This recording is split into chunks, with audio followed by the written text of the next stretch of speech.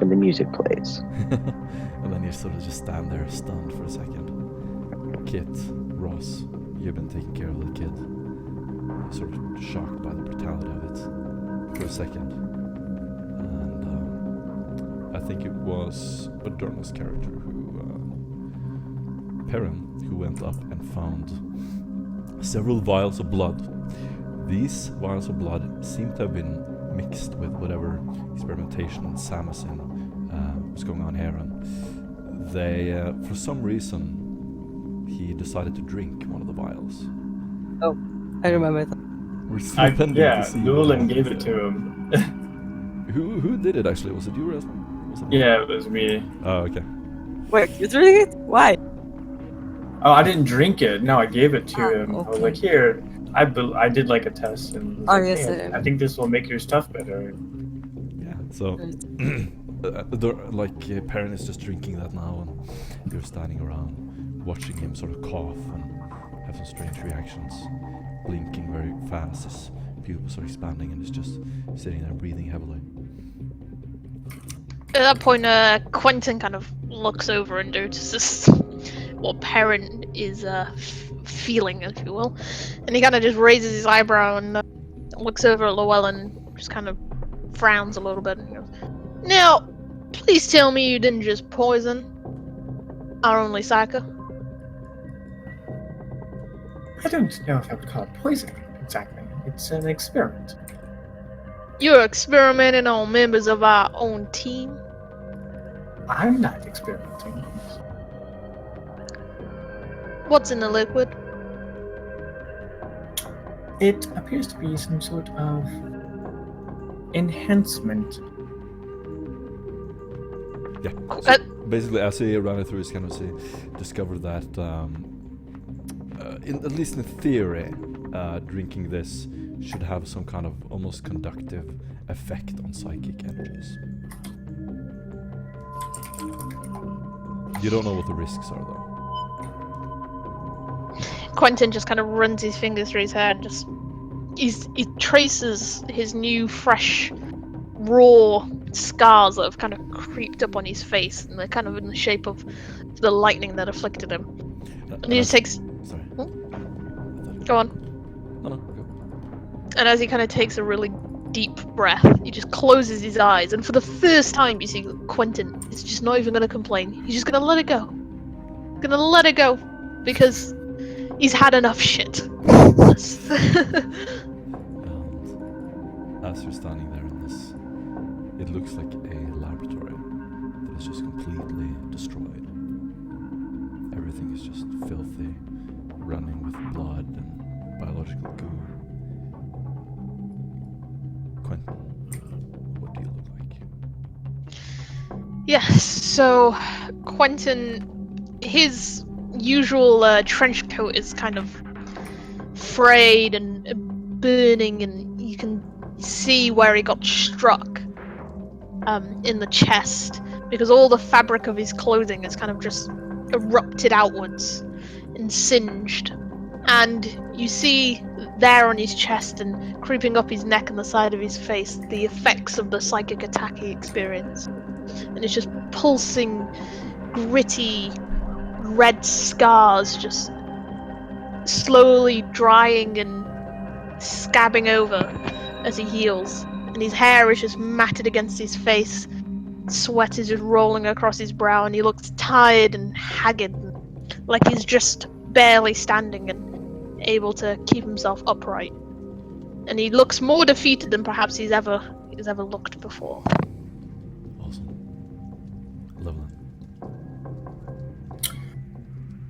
Llewellyn is currently standing near Adurna, just monitoring the effects of the liquid he recently imbibed.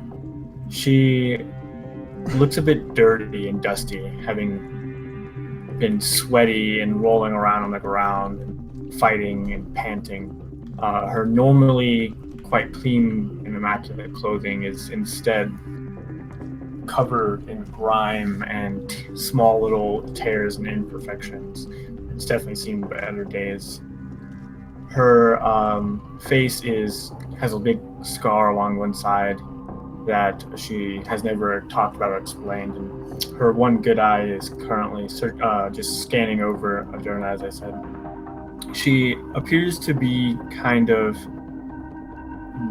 non-concerned about, what exactly she's started here with this strange liquid, and is glad that Quentin is leaving her alone. At this point, she is more focused on documentation and recording exactly what's happening, as well as what has occurred already, and for the hopes of being able to prove that they've done the good work of the Emperor. Nice. Awesome. Mogadishu, you can choose who you're controlling. I think at this point I'm going to control Jericho. So Jericho is, standing over the corpse of this boy, and he checks and makes sure that he's dead. And he moves out into the rest of the room and slings his long las over his shoulder, and just goes to check amongst the library for anything that looks like it might be of Xenos origin. And as he does so, he looks very similar to all of the other times that you've seen him. He's dressed in his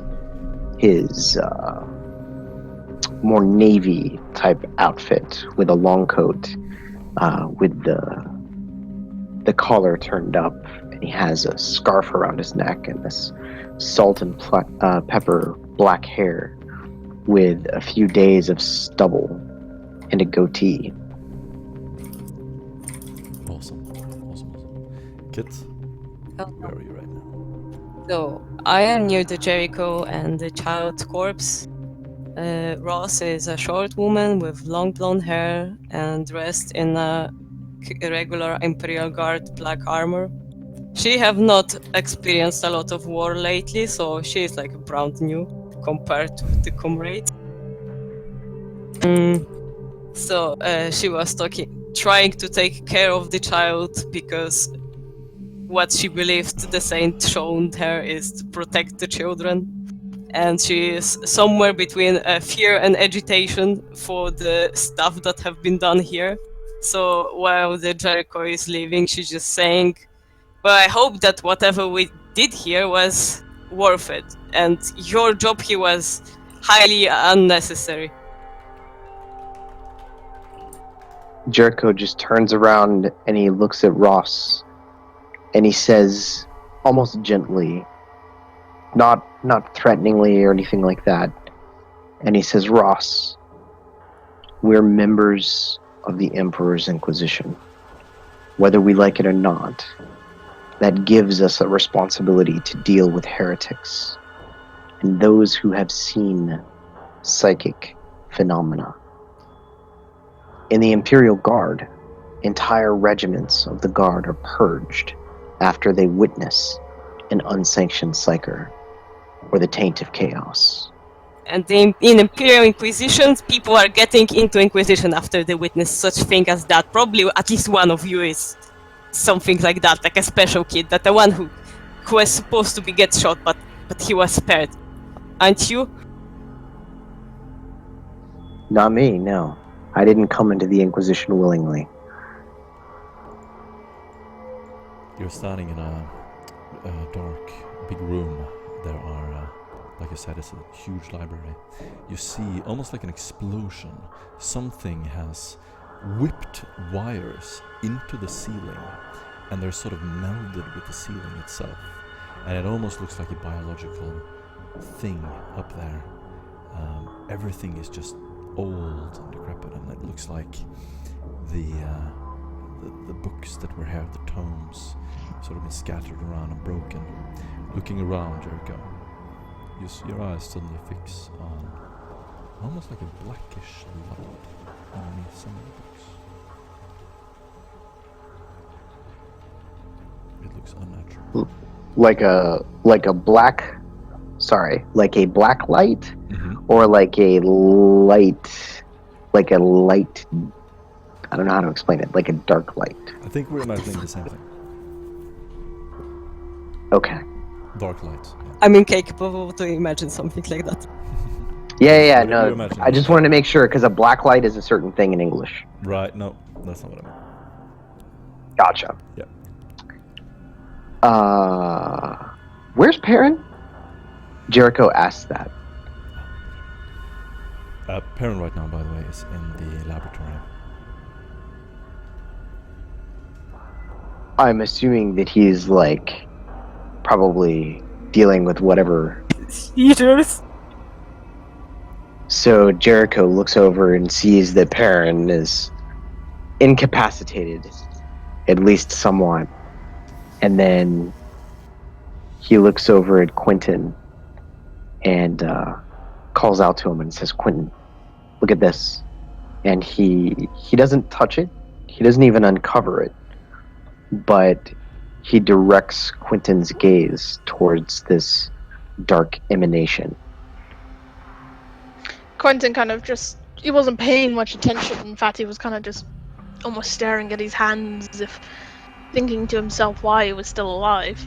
And he raises his head as Mogadishu kind of calls him over, and he slowly limps over and kind of grumbling almost, just like, "Oh, come on, what is it then?" As he kind of looks over Mogadishu's shoulder, his eyes go wide, and he just pauses a second and just takes one step back. "What in the heavens is that?" "I don't know," Jericho replies. "But I don't like the look of it. And I'm gonna uncover it. I'm gonna give you my rifle in case something happens to me.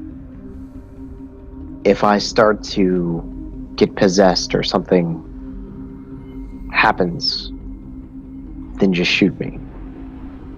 And he unslings his long las and he hands it to Quentin.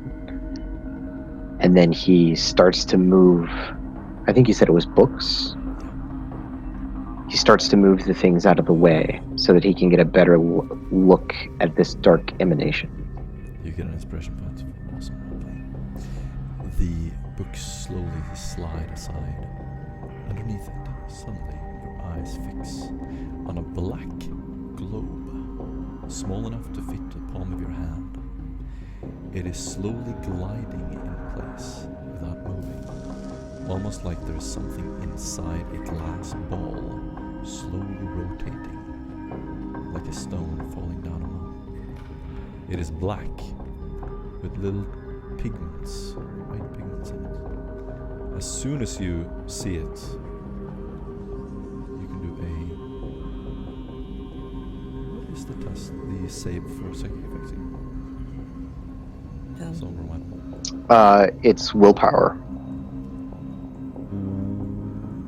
Yeah, do willpower test. Save. Okay, hang on 1 second. Let me look at my... Yeah.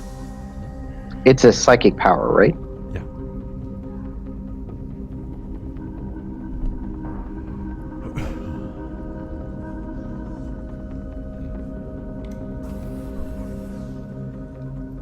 Oh.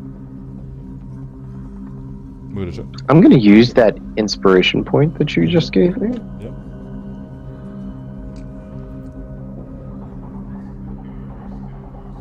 And I do have resistance psychic powers. So I'm adding that, by the way. Okay, yep.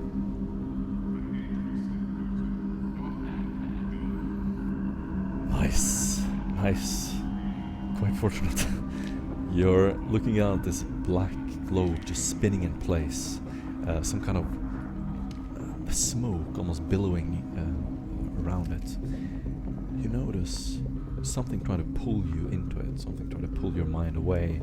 You instantly just brace yourself, put your feet on the ground, and sort of feel the weight of your body, and for a moment, almost as if you're being pulled out of balance, you take a step forward and regain your composure.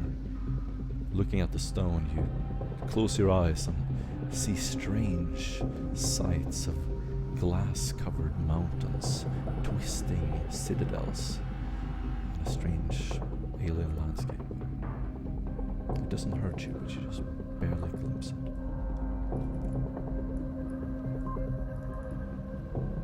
But I definitely feel it like pulling me into it, right? Yes. So as Jericho picks this black globe up into his hand, those that are around him can kind of see him. His head just kind of tilts forward just a little bit as though he were falling asleep and falling forward.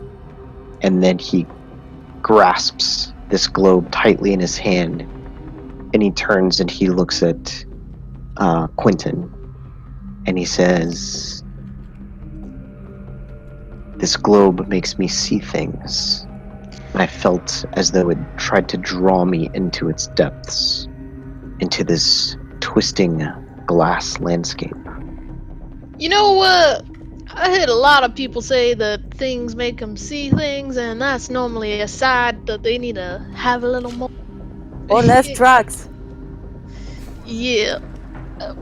What exactly was it making you see? A landscape unlike any I've ever seen before. But I was able to resist after a moment. But you're right. Faith in the Emperor is needed in this place. Well, sometimes, believe it or not, I'm right. Look what good it did me. I don't know. What are you telling me? This is a heretical object? Because if it is, either we destroy it now, or you keep that thing under wraps. I think it is. I wouldn't know how to destroy it, and I would be a little afraid of destroying it. If there's some presence inside, we might let it escape. So I think perhaps we bring it back to my... Be one of the keys we've been searching for. Jericho pauses for a moment, and he says, "I don't know what the keys are supposed to look like, but this wasn't one of the locations of the keys that we learned about on the data loom in the Palace City. We're very far north of where we think the next key is." Okay, Ross finishes the improvised burial grave for the little boy and starts filming stuff. Enters the lab with you all, sees you doing the stuff, and asks, "Wow, nice and snow globe. Want to have it on tape?" Quentin just kind of laughs and claps his hands. Right, that's enough of this. We need to get out of this place. This is not even our mission. And I don't know why the Emperor's good graces pointed us here. But that thing, keep it away from me, and let's just get going. You could have said it like 5 hours before that. Listen, I'm ready for a lot of things, Kit Kat. But snide comments is not one of them. Come on, wrap it up. Let's go. So Jericho, he carefully wraps this globe up in a spare piece of cloth, probably like a bandage or something like that, and tucks it into his backpack. Nice. Okay, so you maintain it with no problem. As soon as you cover it and you look at it, it doesn't seem to pose any threat to you. And you put it in your backpack, start carrying it around. However, all of you become aware, even Perrin, who's just sitting there, reminds you that there is a very strong emanation of psychic energy from this symbol. So anyone would be able to pick it up if they can sense those things. And with that, walking around the room, you, Jericho, you spot several items. Are you interested in looking at them? Yeah, Generally. extra heresy on top of heresy. It is. It's a heresy party. Who was connecting to the data loom in the previous session? Llewellyn, wasn't it? Yes. Yes. Llewellyn, you were sitting at this machine for a while ago. It sort of hooked up to you, and you searched through endless files in a strange connected database. You did a Forbidden Lore Pirates test, if I remember correctly, to get Sax Holthane's secret base on Askellon. Everything pertaining to your mission, you have sort of searched through, and you even found sort of a wider network of causality here, going back to House Maimon, which was one of the trading houses on the station that you were at, the Aquila Portico. Those of you who were there. I think actually only Maria was there. Yes. Oh, you took it, yeah. I'm not the host. Yeah. So you found out that House Maimon are connected. In fact, they seem to be everywhere, in every transaction, in every network of this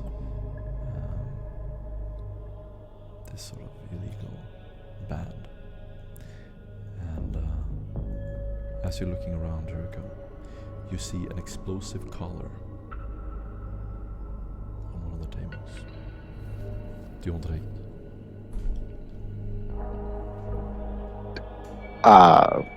Jericho's not good with things that blow up. So But he's I'm good happy with to look at it. At this point, Quentin kind of just is kind of shadowing Jericho slightly, and he kind of notices the explosive collar. Is he allowed to also get it? Anyone can see it, yeah. Yep. Jericho's just He snatches it up quite quickly. And he's like, awesome. "Well, I Heretical. know a dog that I wouldn't mind putting this on." You get an expression with it. Now, you also Whee! notice consecrated scrolls laying around. Perrin is the only one who understands what these do. So I'm gonna say, one of you can pick it up for him, because he can't carry it right now. But it is basically... Sure, used Jericho. Awesome. Yeah, Jericho will take that stuff.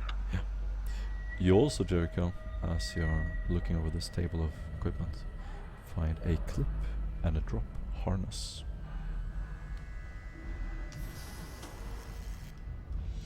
For climbing? Yeah. Oh, definitely take that. Awesome. As you leave the installation, you notice, sort of walking through the rooms, that the thing that the boy called the Cardinal, that you defeated in one of the corridors, his body is gone. Oh, damn it.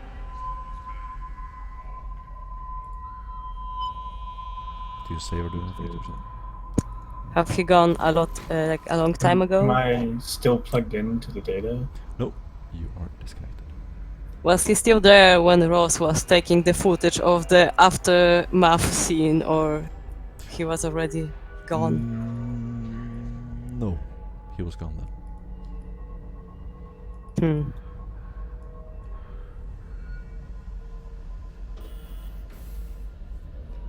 All right. That could be unfortunate, given what Perrin said about it being some kind of like nascent life form that, if it was stronger, would have posed a really big risk to us. I think we have to assume that it's not dead.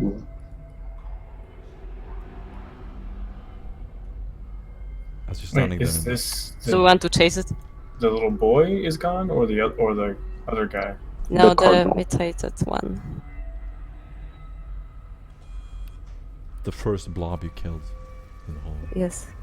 Sorry, I think I was having a bit of a connection there. What happened? You Oh. found that the Cardinal's body is gone. The Cardinal's body is gone. The first monster you killed. At that point, Quentin is kind of... He's circling around, like as if he's a dog chasing his own tail. And he's just kind of grumbling to himself, "Oh, for the love of God, don't tell me there's something else here. Where's the body? Where's the goddamn body?" Do we want to chase him? Can we find him? Yes. Wait, so I are would you like trying to say he's alive?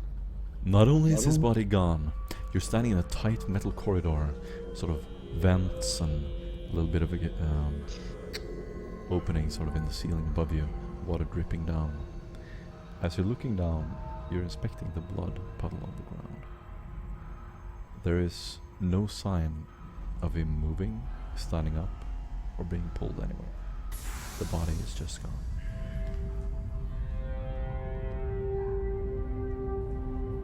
This stinks of the warp. How perceptive of you. Llewellyn moves over to where the body used to be and is just going to try to fathom in what mortal way this could have occurred. You look down and you can do an awareness test. Just Is it a roll- test for everyone or only specialized in something? Let's just do it. Oh, Yeah, no, it's just gone. Anyone else want to do anything? Can Quentin do scrutiny to see if he notices anything about the spot where it used to be? If he notices anything different about his surroundings. Or is that awareness Sure. that's going? Sure. No, scrutiny. Aha! Okay, Nice. looking at different screens, what do we get? 1 degree of success. One of you says, It's one or there two? is no mortal way this body could have been moved. You're not even familiar with psychic ways that it could have been moved. This perfectly, without without leaving any trace whatsoever.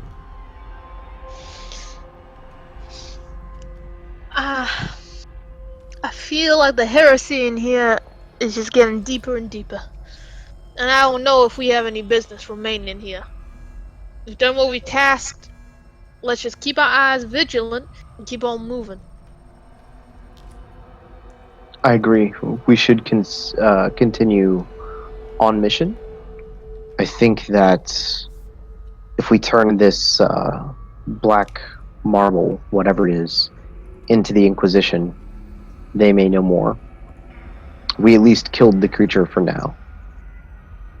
But it's still alive somewhere. Oh god, I forgot. I sent a distress signal to your friend. You might want to cancel that. Awesome. You did what now? I sent a distress signal to your friend, the tech priest. How he was called? Mordecai. Why? Oh, I thought we were gonna die here, and I really didn't want us to be a dead lead to nowhere, so I thought it's nice to have a nice known coordinates somewhere.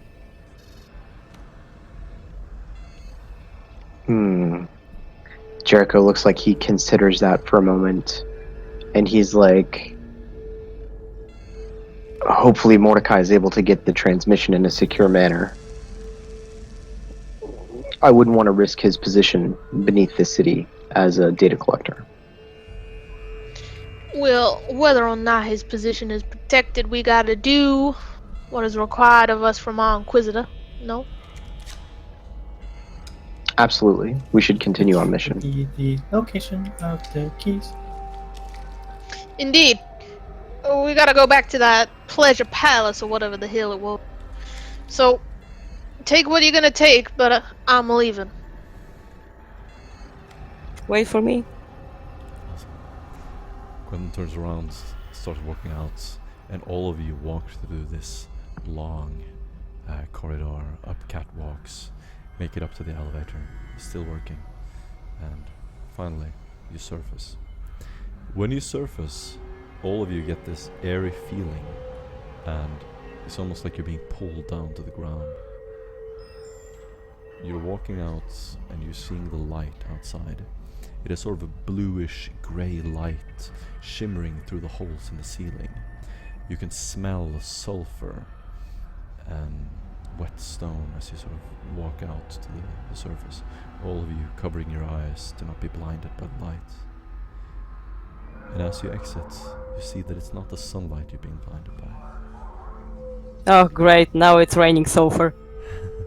Looking up at the sky, you see something bright slowly descending from above. Up there in the skies, you again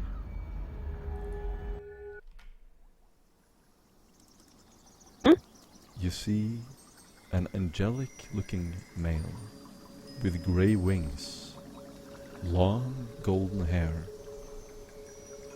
He's wearing a battered armor that has broken off at his legs and arms. He carries a short sword by his side.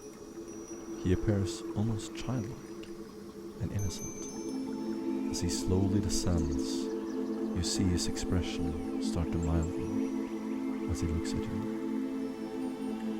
Though he is taller than any man you've seen, he looks very young. He has a curious, natural expression, and somehow he seems intangible. Ross lands on her knees, starts to weep and ask for forgiveness. Ross falls down on her knees, all of you standing here in front of this deity. How do you react? Anyone want to do anything? I think at this point Quentin kind of just you could see him visibly shaking and just he's kind of going to grip his plasma gun as if he might even fire, and he just in the end falls to his knees and just closes his eyes and goes, "Emperor, please tell me this ain't real. Please, Emperor, I can't go through it again. Just the Emperor bless me. The Emperor bless me." He just repeats over and over. Jericho. Llewellyn, Go ahead, Llewellyn. she immediately just like bows her head and falls to her knees, clasping her hands before her, whispering fervently in prayer to the Emperor for to protect from demons and false beings. And she's going to sort of, while she's like praying, she's gonna try and just keep an eye out, I guess, for this creature, and to ensure that it is, what it appears to be. So Jericho does not fall to his knees. Jericho stands and looks at the being, and he makes the sign of the Aquila across his chest. And he says, "We came as you asked, and we did what we thought was best."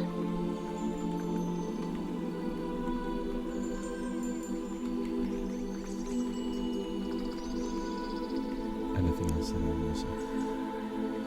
Quentin's still rocking himself back and forward and chanting to himself. Awesome.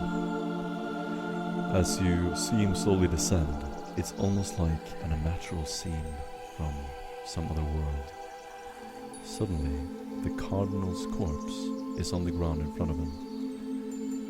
You see the cardinal stand up, and he takes human form. He's wearing a long robe, and he slowly looks around as if he is trapped. But he's just standing in the open. He looks like he's not seeing you, he's seeing a different world. He seems frantic, and he's shaking something as if he's shaking a cage. He slowly falls down on his knees, and you see this deity hovering above him as he looks up and suffocates as he falls down on his back. What in damnation? Wait, who suffocates? The cardinal?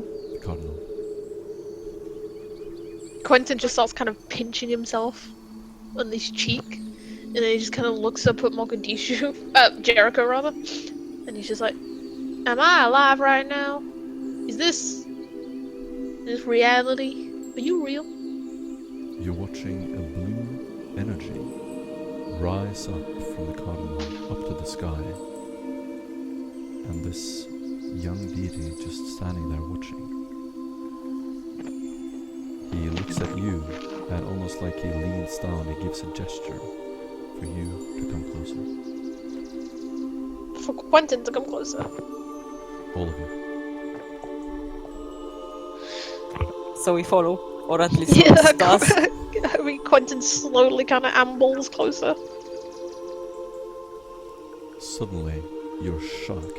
Your bodies freeze in place as his mouth opens and a majestic voice roams out. You.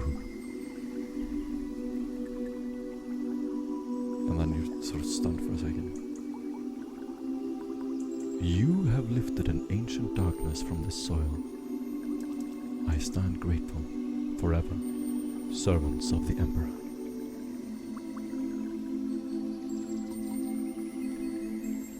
Do any of you say anything? Chosen. Oh, go on. Llewellyn just turns to Jericho and tries to hold up her hand, her good hand, for a high five. Like this kind of look of joy on her face. She's completely enthralled with it, and believing that this is exactly what it appears to be.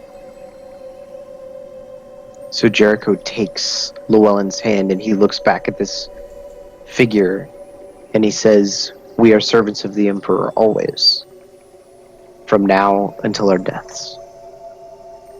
Slowly, his hand rises to his heart, and he gives a sideways, slow nod as he looks at you. And it's almost like you can see the seriousness of his face fade. He says, "I will come for you in your hour of need." And he slowly rises, and you're left standing there alone. Jericho watches this angelic being depart, and as soon as the light fades and he's left once more in darkness, he breathes out this long, wistful sigh. And then, looking down at his feet, he says, "I'm never getting out of the Inquisition." All of you get an inspiration points. Yay! Every single one. Alright guys, you're left standing there. Eventually, the skies turn dark again. And you're standing around your cars. What do you do? The world is open. You can do anything you want. Get to the chopper. Get to the chopper. So the cars are still there, aren't they? Yeah. Because so I'm gonna say this thing. At this point, Quentin kind of just takes a really deep breath because that's all he seems to be capable of doing right now. Just gets back up to his knees, looks at every member of the party in tow, and then just looks back over the cars and just goes, "Let's get the fuck out of here." Llewellyn approaches Jericho, and she kind of rubs her hands together and with a sort of wildish glint to her eye and grin. And she's like, Jericho, I was wondering if it's not too much trouble if I could take a look at that thing you found earlier. I was a bit distracted, but now I believe I have time to analyze it, perhaps on our trip. Jericho looks at Llewellyn very cautiously, and you can tell that there's a moment of resistance where he doesn't want to pull the thing back out. After a few moments, he says, "This thing tried to capture my mind. If you feel as though you can withstand that, if you can keep your mind your own, then yes, but perhaps it is best analyzed by someone who specializes in this. Are you sure?" See, I do specialize in this, and that is one of the reasons I was asking. I'm quite confident in my mental facilities and have not strayed towards chaos. It's actually the reason I was included in this, in my original warband. If anyone's gonna handle that thing properly, it's probably gonna be a half-tin can like her, so give it to it. What's the worst that can happen? Nothing could be worse than what we just went through. Jericho just shrugs and, digs around in his backpack and he pulls out this wad, which he keeps very tightly held in his hand. And then he passes it to Llewellyn. And he doesn't open his hand until it's completely pressed into hers so that he doesn't have to look at it or feel it. And as soon as he presses it into your hand, Llewellyn, he takes your hand and kind of curls it around the little marble. And then he steps back. She takes hold of this item and kind of like draws it closer to her belly. And she sort of like rubs the cloth with the top of her hand a little bit just to get a glimpse of what's underneath to ensure that it's still there. And assuming she's able to see the metallic surface for a moment, she'll then cover it back up and then place it within her robes, basically. Okay, in the meantime, Ross approaches the vehicle and starts up the engine. Is waiting for everyone to finish their business. So all without we a heard this single roaring of an engine. You're standing in a square surrounding the cars, and you're still noticing the strange phenomena you felt before. The surroundings are dark and ominous, dark clouds slowly passing on the sky. Except from your car's front lights, there are very few light sources. There's a nauseating acidic smell coming from several small holes in the ground. And you're sort of just standing around and you feel very much that you're on top of this mountain. What do you do? Quentin is just going to kind of jump over. Well, no, actually, you can't even jump at this point, but he's going to amble over and slowly get into the car with Kit. And just kind of looks over to her and he goes, I'm sorry about the boy, Kit Kat. But, let's drive and you'll forget. You wanted to kill him too. So Yeah. Jericho slides into the car just as Quentin says that, and he says, I'm never sorry for the Emperor's mercy. Shouldn't you be driving the other car? Did we have two or just one? Yep. We had You have to. Then never just mind for- that. Hmm? I said, then never mind that, because Jericho would be driving the other one. No, the scene still happened. You sort of go back to your car. And then he just left the car. Just like slides in, says his piece, and leaves. Yes. He was here just to burn. And then both of you are sitting in your individual cars. And where do you want to go, guys? Do you see them up? The world is yours. The pleasure palace, probably. the pleasure Yeah. palace. You want to drive off this godforsaken island? Yeah, Yes, you- at that point, like Quentin kind of pulls out a glow stick and lights it, and he just goes, "I'm gonna have so much pleasure that I ain't gonna remember any of this." car, by the way. So I was wondering if the name Sax Holstein means anything to you? I think we've met one. Wait, I'm not in this car. Scratch that. No, Ain't you're that all the talking fella? on microbeads. All of you can butt in. Yeah, Ignore who's in the car. yeah. Quentin kind of goes, "Ain't that like one of the men that we were meant to be looking for?" I'm pretty sure Jericho. Jericho comes in over the microbead and he says, that name I don't think means anything to me, at least not for the Ordo Xenos mission on this planet. Can't say I've ever heard of him. Awesome. Those of you who want can do a Forbidden Lore Criminal Underworld. I have that. I have one. The one time that Quentin can actually do something lore-based. Yeah. Nobody only fucking lore. knows nothing. She's pretty good at that, though, I think. Oh, well. Ah. Rip, rip, rip. Both of you are just looking at the landscape. Beautiful trees and ocean in the horizon. Quentin is still just thinking about the throbbing scars on his face, and He can't think right now about anything much. Oh, is it common lore or forbidden lore? You can do common lore if you want. Ah, okay, cool. I'll do that one. Yes. I actually had notes about this This guy. is- He's and got no lost idea. them. All of you are sort of throwing the name around, like over the static of the microbeat.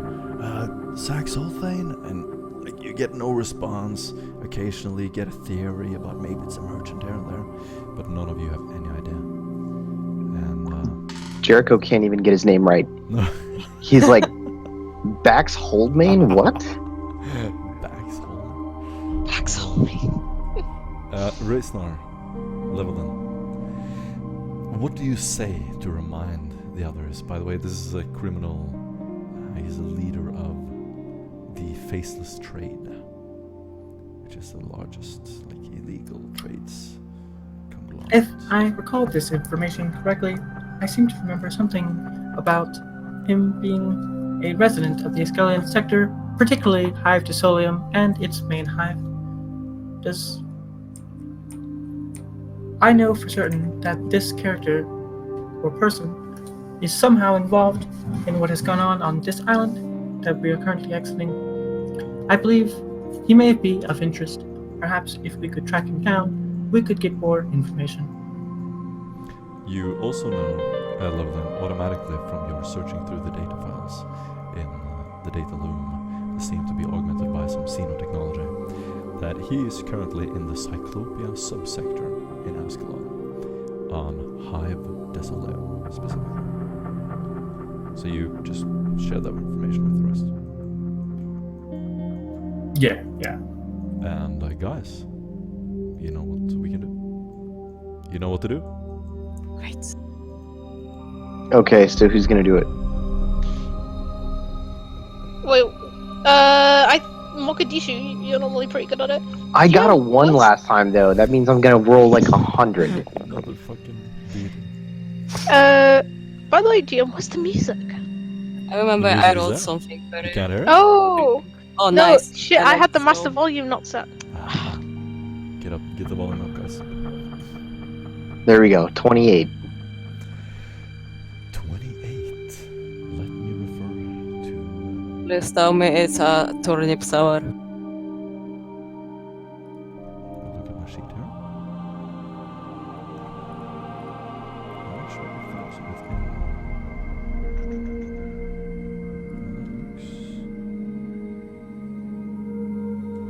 Where is it? That's where. Yeah, okay. You keep driving. No, it's nothing. No. So you drive for another. And you can roll again. Now you're driving onto the main island, sort of into a mountainous landscape. Roll for potholes. Roll for puzzles. Just be careful, some of those potholes have bolt guns. Yeah. Like, Imagine you that's go like for my a least pothole, favorite. and it just a gun just appears out. Motherfucker, you just rolled over me. I mean, this pothole existed for so long, it actually become sentient.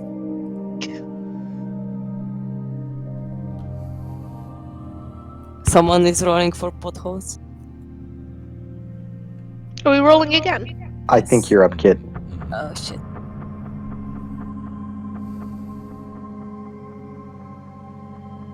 Yeah. Can I reroll it? Bolt Nope. gun potholes. No, Another kid, one of those no! 90 is a magic number. This pothole is so unimaginable big, it's like basically a Grand Canyon. It's like a black hole. You just get sucked in. Okay, I don't know actually how to do this. Let's do it like this. Oh, that's a pretty big pothole. Okay. I'm trying to pull you to places you've actually seen before. Because I have to. There's a thing I have to move, and it like I can only move so far. Ah, weird. Trying to move you to the right place.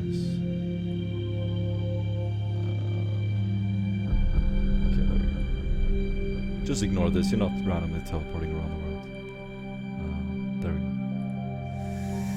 go. Alright, so you are basically camping in a mountainous landscape. There are some rocks, and you sort of park your car in a circle and try to make camp for the night. Anything in particular you want to do or say to each other? Can we attempt to fix a vehicle because it have exactly 1 Yes. HP? Do it. Can someone try to do this because Ross is not really good at making. Quentin should do it. What is it? Tech use? Yes, it is. Is it tech use, GM? Yeah, I believe it's tech use. Nothing could go wrong with this. We're letting Quentin do it. You can. Oh, there you Boy. go. Quentin have- kind of. What does this look like? So he's got a bit more energy to him. So he strides very confidently to the hood of the car. He just flicks it up, and he looks at it, and he just goes, like an old philosopher considering a problem. And then he pulls out, from the toolkit like a hammer, and he just kind of bangs on various little parts of it. Then he just closes the lid and goes, I don't think there's anything wrong. If you remember this picture on the internet with like a ladder that is being disassembled when someone like shuts the door, that's what happened to the car.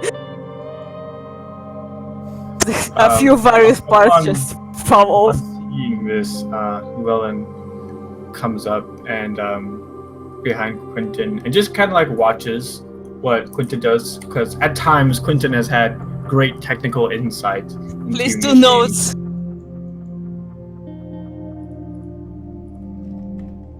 Okay, guys. As you're parking at night, No one else is attempting to fix a vehicle. you all get one attempt to fix it. Level.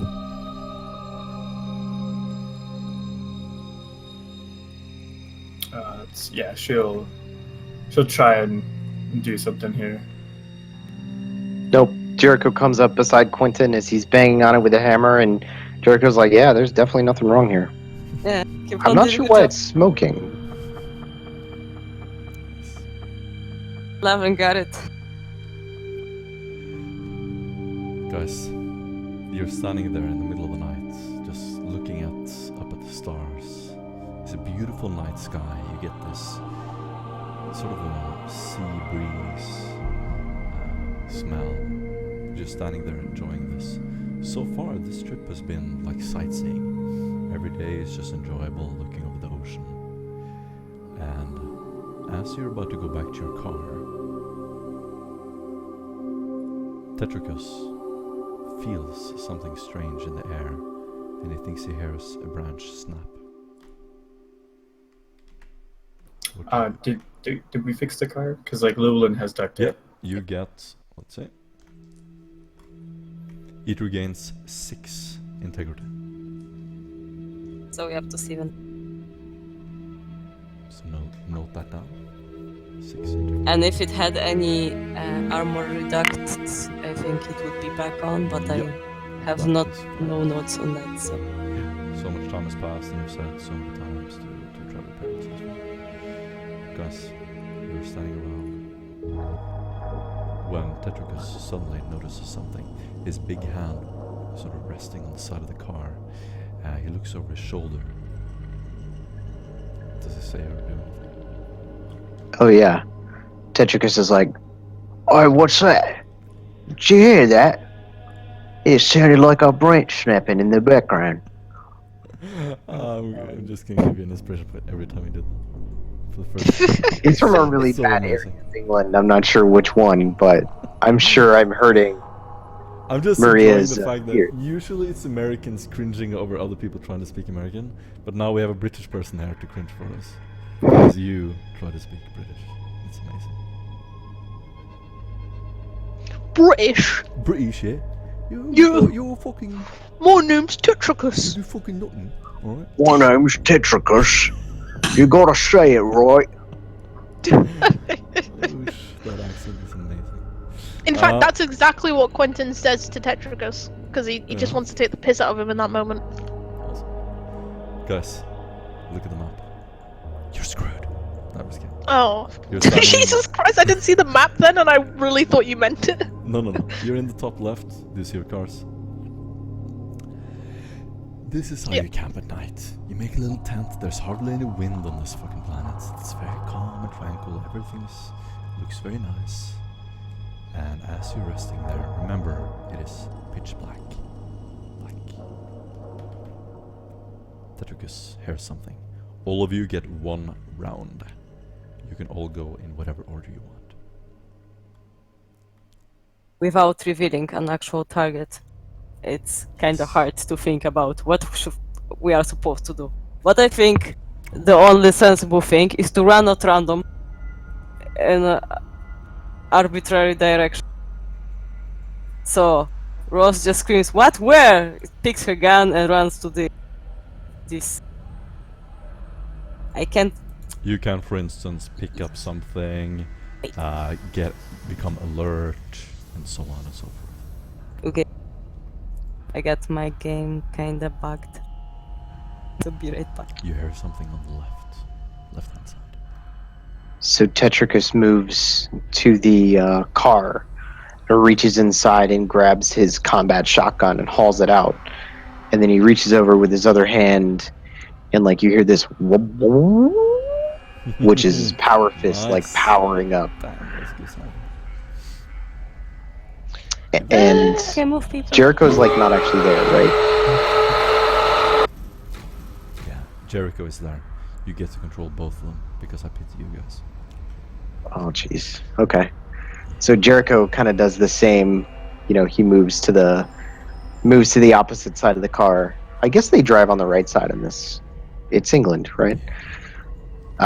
Reaches in and grabs his long las, and like just takes up a position on the hood of the car, I think we looking have around. established that we Awesome. are driving on the left side. Okay. Sorry, can I just ask something quickly? During the journey, will have Llewellyn attempted to heal Quentin anymore? I could have given extended aid. So how many days has it been? Many. Guys, before we continue, let's take a 5-minute break. Oh, okay. But we can heal people during the break. That's a great Well, thing. Quentin still has a. Apparently, on my sheet, he's still got 8 critical damage. Yeah, I mean, like, so if our I can one give roll medical is care. like 1 week of travel or something, so we are already at least like 7 days. Will it be fully healed, GM? Oh, GM is gone. Yes. I think it's a good time to go to. I'll be very much. Yeah, I think as long as I can give extended medical care, you're full healed, basically. I think I can full heal you over 2 or 3 days of extended medical care if I make my rolls. Okay. I'm pretty sure Morton will probably say, yeah, just assume you're healed, but we'll see what he says when he comes back. Just because I really don't want to be in combat with 8 critical damage, because I'm like, that means I'm 1 hit from dead again. In that case, I would take cover. Actually, in any case, I would take cover. Yeah, we don't have. Llewellyn doesn't have those cool guns anymore. He used up all the ammo, so I'm worried. I'm back. We should go shopping for ammo. Or shopping at all. Oh god, I don't have a shopping list because I forgot about shopping and stuff.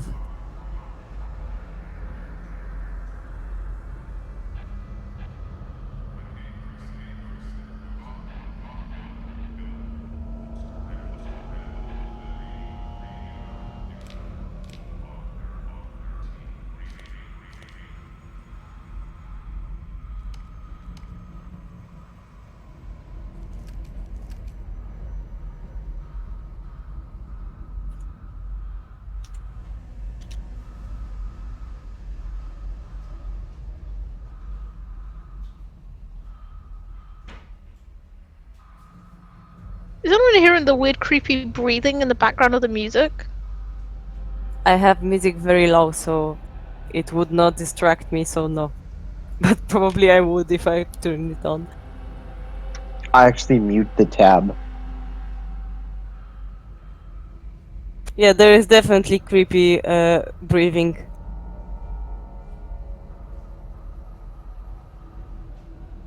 Oh god, I hate the sound of people breathing.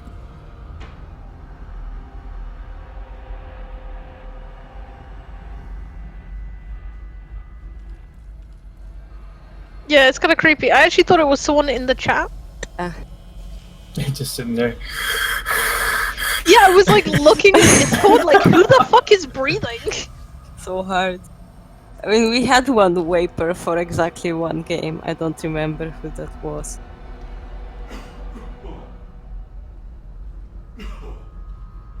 Because I was trying to come up with a better scenario for my webcomics, I constantly come up with stupid jokes during this session.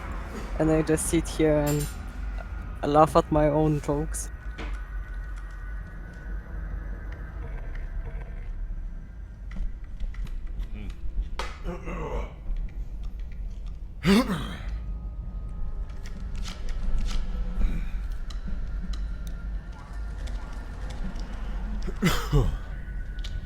Hello. Hello. Yeah, man. Go. Hey. Let's see if everyone's back. Morton, So, yeah. there is a complaint that you are not loud enough on your stream. Can you fix it real quick? I'm not loud enough on my stream. Yes. My This voice? is actually true because when I was listening Is to me it. or is Orton? You can hardly hear him or the music. I turn all. Okay, let me see. That's real good that you're letting me know. Microphone is max.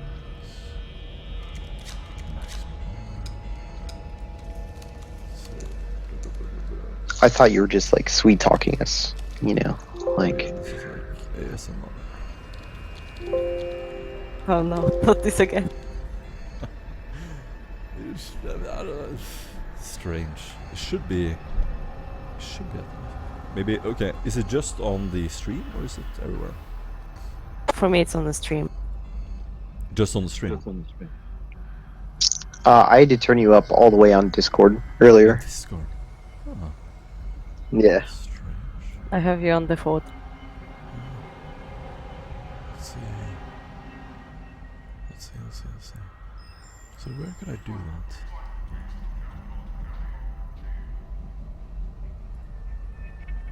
Yeah, okay. I'm on max on Discord. My open broadcast software is picking me up at max volume. So I actually hear you fine now. Maybe it's maybe you're just a little bit further back from the mic. okay. If you were using a boom mic or something. It's okay now? Yep. Yeah, it's good for me now. Awesome. Alright, dudes. You know what to do. Roll for initiative. Ah, shit. Wait, why does it say Pollux? Oh, No, GM, I'm having nightmares. No. Ah, Alex is back.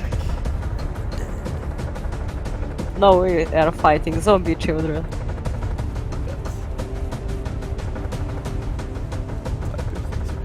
Ignore the two scary names. They're gonna pop up every second. It's just your imagination. It's going to be very I hard hadn't to mentioned win about Quentin fight at the with imagination. come by the car as well. Actually, probably one more like here. Humus Nocturne. I wasn't paying attention while everyone was moving their stuff. You rolled 0 for them? Those are good rolls. Guys. Okay, dudes. This is it. Remember, this is a high mortality campaign. You can die at any moment. No one knows. Go. What's with Sweet relief of death. I don't know. Okay, do I see them? Target. You see this horrible creature run around the corner and you hear this horrid scream. "Rawr!" And it seems like a tortured human, but as soon as you spot him, you see twisting, strange red lights sort of flickering around his arms and legs. He's unnatural, perhaps extra-dimensional. Okay, that sounds like enough of a reason to shoot him. So...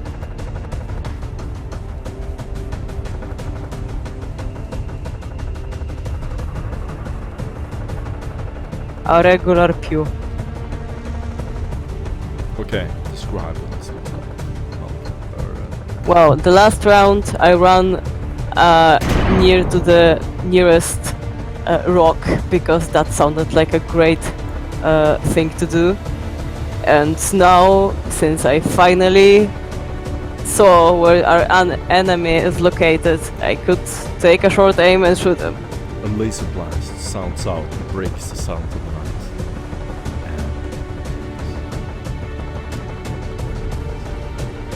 I don't really know because I don't have the table. Wait, 56 is how many 56 degrees is of what? success? Okay, so you hit it in the bottom. Hello? Are You you have to breaking? you have to do your other degrees of success, or your other roll too, Ross. Okay.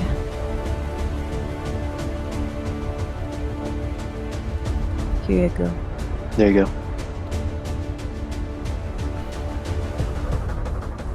Okay, awesome. So you hit him in the body. How much damage? 19 plus 8, 27. Okay, so that laser blast, so it's 27 damage. Yeah. This was very lucky. Okay. So he's hit in the chest. You hear this roar. Let's see. Reading really sensitive.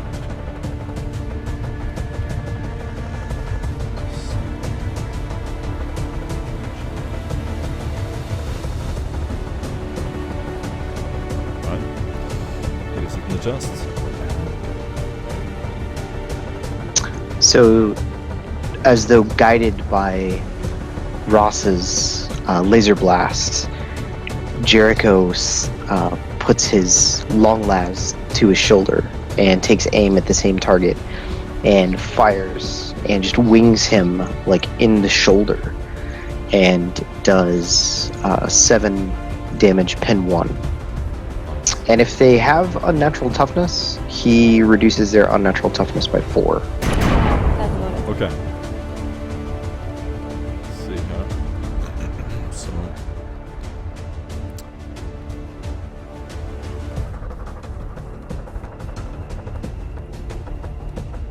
So many fucking windows. There we go. Okay.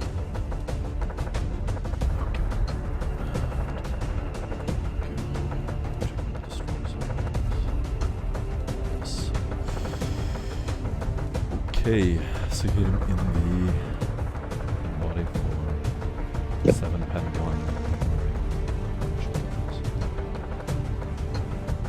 1. Awesome. So he sort of, as you hit him in the chest, you see almost like his body just twists in an unnatural motion. You see a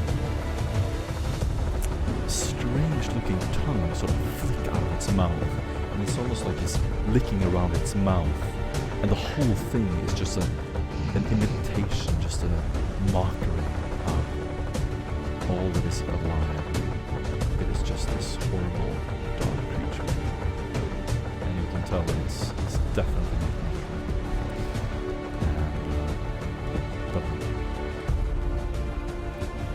natural. So Llewellyn runs around the trunk side and opens it up, and you see her grab this enormous, like, backpack. It's just a giant tank with a hose on it, and she hooks that hose up to her trusty flamer, turning like some infernal trooper from World War II, and just spraying out this huge beam of flames to cover those rocks and trees and the entire area, obscuring vision with smoke and destruction. Awesome. You get an inspiration point for a good description. And oh, sorry, was this a smoke thing? No, it's just a flamer, a regular flamer with a backpack ammunition. Flame. Okay. So who are you trying to hit?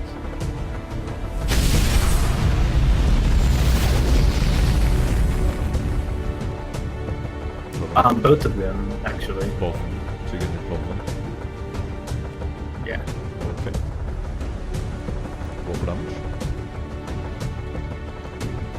7 and 2.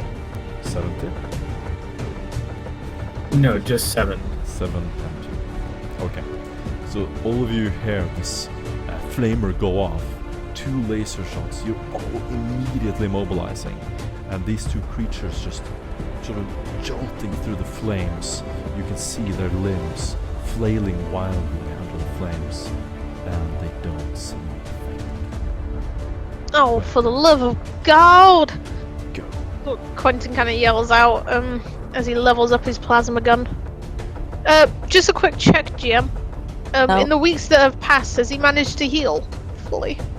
All of you are healed as long as you have healing abilities. You've had 2 weeks to heal. Well, Llewellyn has healing abilities. Then you're all fully healed. Okay, thank you.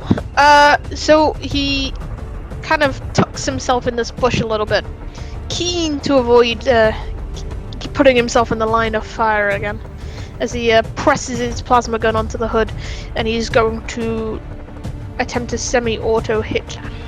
Half aimed. Is it short range, I think, right? 40 meters. I'm hitting the one by the bushes over here. But now the scenery is very well lit with the Yeah. bushes being on fire. And it doesn't. Everything is very well lit. His shot just kind of scripts through the bushes, and you see the leaves singe a bit as the plasma round goes past it and misses.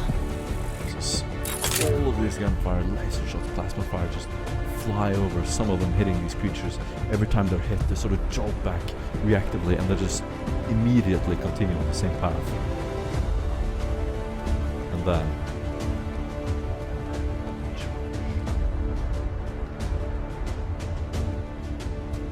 Oh boy.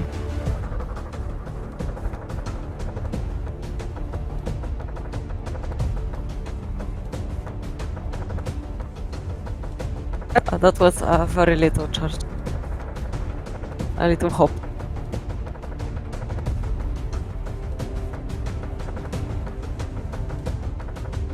Okay, never mind, scratch that.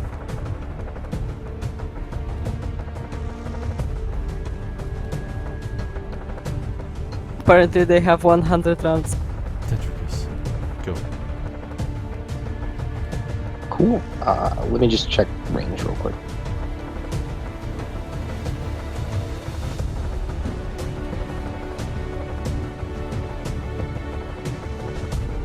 So Tetricus moves up with his shotgun out, and he's all right, let's go then, and tries to hit the guy like right in the chest, point blank, with his shotgun.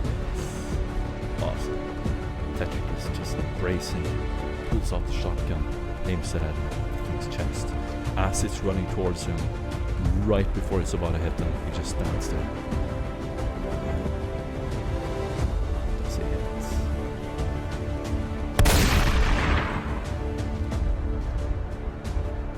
Yes. Oh yes. Awesome. He does a little bit of extra damage because I'm in point blank. Yeah. But hang on. So he actually does 15 impact damage. 50. Awesome. 15. Yep. Pin 0. Yep.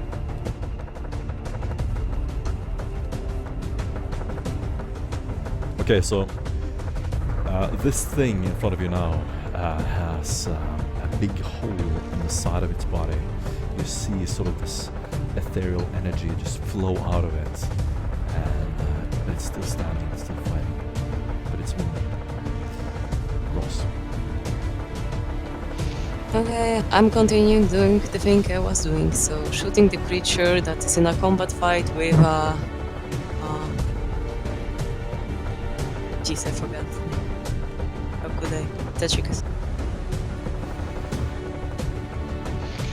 Ooh. The Tetricus is not creature quite. near. Ah, okay. Great. Yeah, you're shooting the one at the top, is that what you mean? One on the top. You're shooting the one on top. So, Ross, you're standing right here. Okay, Ross standing behind the rock. Just describe what you're Okay, so I guess because this is the same one. Ross was leading the shot since the first one, and she's just not putting the sights out of this creature, so this is her second shot. And well, she's pretty precise in her job and really concentrated on getting the thing killed. It is an epic shot. Like, you're basically seeing it fucking eyeball, and you're just, as soon as you release the trigger, you feel that this was a perfect shot. Like, almost better than anything you've ever done before. As it's sprinting forward in the darkness, because it's lit up by the flames. How much damage do you do? 25 pen 1 and feeding 4. It immediately explodes in guts and smoke. And as it still has some movement, Tetricus, with this shotgun going off, is convinced that he blew it to bits as it just explodes and just erupts all over him. The ground is covered in goo, he is covered in goo, and he just stands there sort of smiling. Rose is also convinced that actually Tetricus killed it and thinks to herself, why I never killed anything. Nice. I believe it was there, wasn't it? In the turn? Sorry? The other humanist in the turn. It was 10 in the turn. Yeah, it was 10. Yeah. Jericho, go. So seeing the creature in front of him basically explode, Jericho takes a half aim and shifts over to help Llewellyn and engage that creature. And that is in combat, correct? In melee combat? Yep. It is. Okay. Since he has melee weapons. And so Jericho gets a good clean shot to the body, I think. Oh. And he does critical, but he also does an additional 1d10 damage. Just,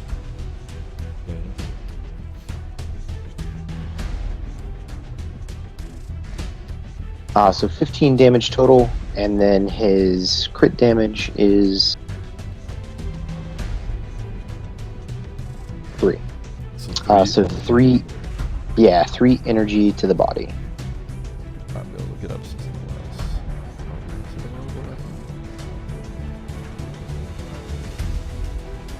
The body. Let's see.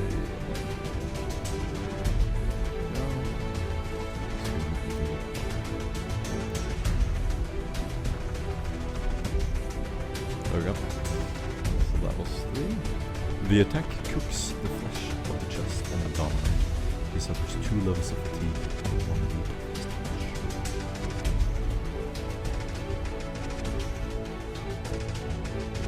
Got it. Excellent shot, Jericho. Level him. Go. Seeing that this creature is directly on top of her, Llewellyn just like kind of leaps up into the vehicle and just vaults onto it, turning her back to the creature and once again letting loose her flamer to dissuade it from pursuing her further.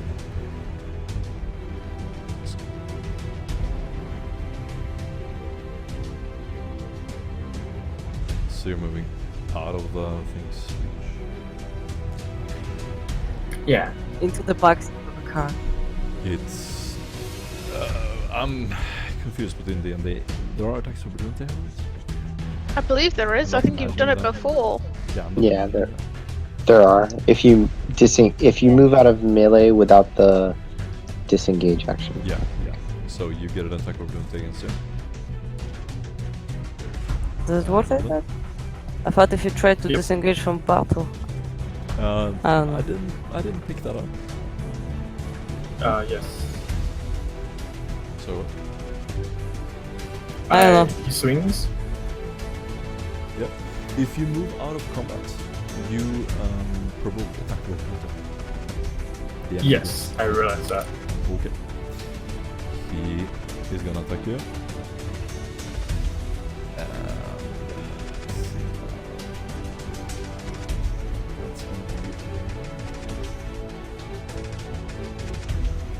Alright. So the first attack is a tongue that sort of comes out as you try to run away. Ew. It just flows out of its mouth and it hits you in the leg for 9 rending damage. Legs, man. Everyone hates him.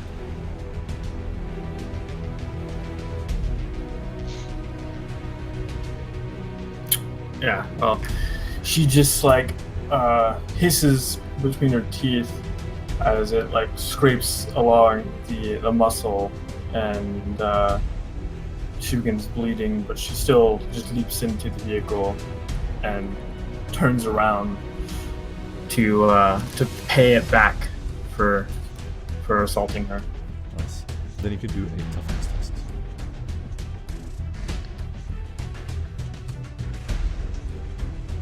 Ooh, Mm. he accidentally rolled left roll 20. Well, Yeah.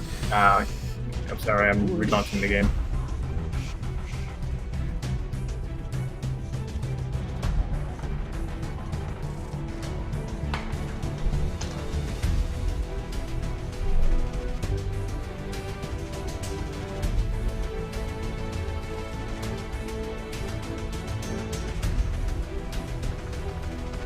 ooh, nice, very very nice.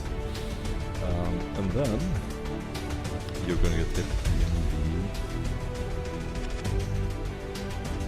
So was it the leg, and then you take 10 rending damage as one of its claws tear through your leg.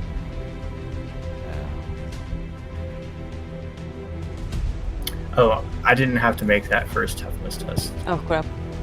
Is turning off a camera a free action? You didn't have to make the first toughness test. No, In terms of what? I just soaked all of the damage. Oh, okay. How about this damage? You suck this. No, I take 1 from this. You take 1 from this. Okay. Then you can roll a 1d. Wait.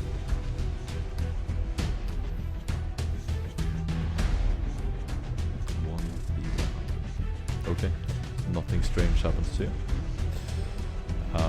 Then you hear just this terrible roar from the creature as it looks up. And you realize it is A mating call. not of this world.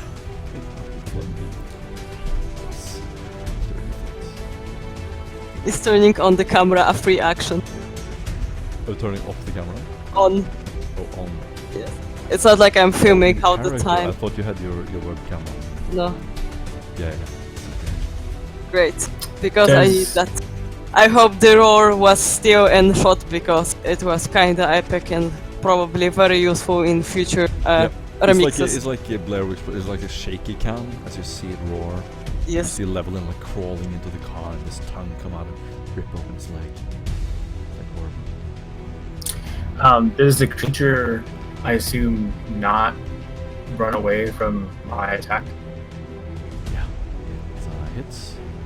I have Quentin as in the turn order. I'm not sure if it's how it's supposed to be. Yeah, it is. But Levelin, what did you do to hit it? I shot another cone of fire, Okay. 10 pin 2. Uh-huh. So, okay. So roll damage. Oh, you already did? Yeah, 10 times. yeah, it was 10. Okay. The flamer goes off again. The whole area is just lit up. You see this wall of flame behind the car as Levelin is just holding the trigger on the flamer. torching the forest. Quentin. At the sound of the growl, Quentin kind of just kind of goes, "Oh, shut up, you motherfucking ugly thing!"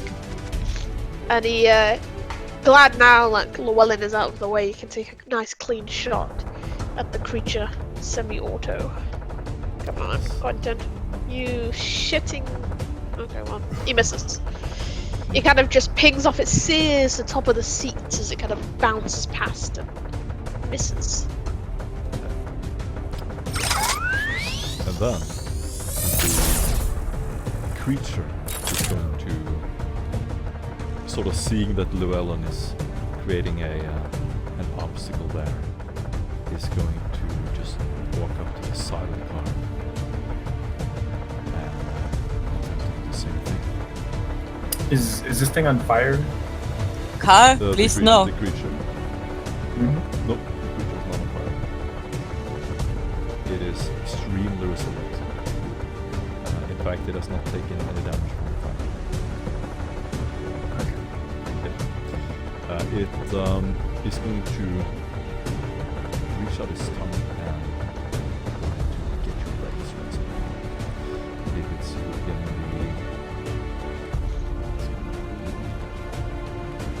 52, that's about on there.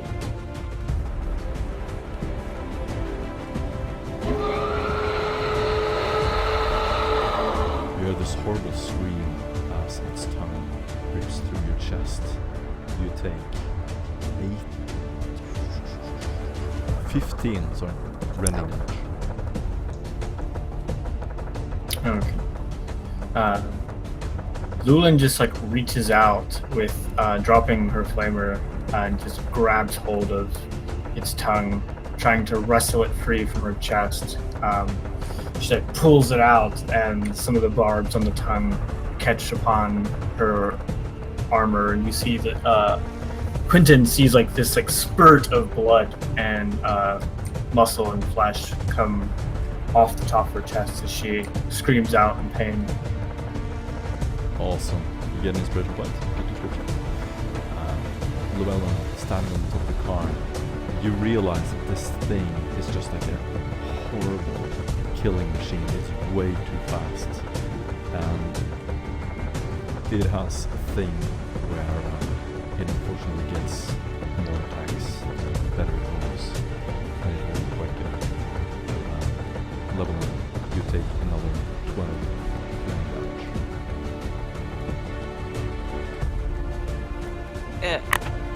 You had no dodge on that? You can attempt to dodge. You can attempt I've to dodge already any used a attack. reaction. Okay. Oh. So yeah, it basically claws you. Do you do anything, or are you still standing? What's your reaction to this? It's just clawing, and the tongue is ripping through your flesh. No, I mean, she, like I said, she just dropped her flamer into the car, and she had just cried out in pain. She draws her chain blade to try to like hack at this creature and get it away from her. Awesome. Again, the tongue rips out. You can do another toughness test. This time minus.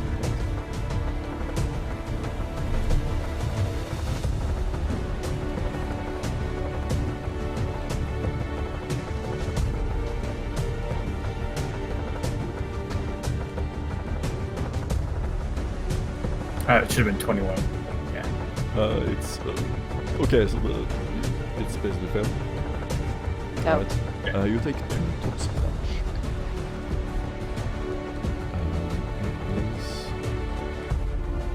Then going to attack you again. Fuck. You take 18 rending damage as a tongue rips through your chest. Jesus, that's one hell of a fucking tongue. Yeah, it's pretty much very dead.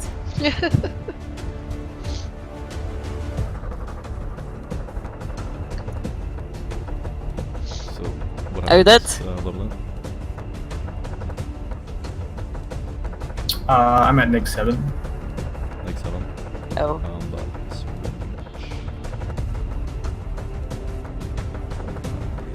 thing.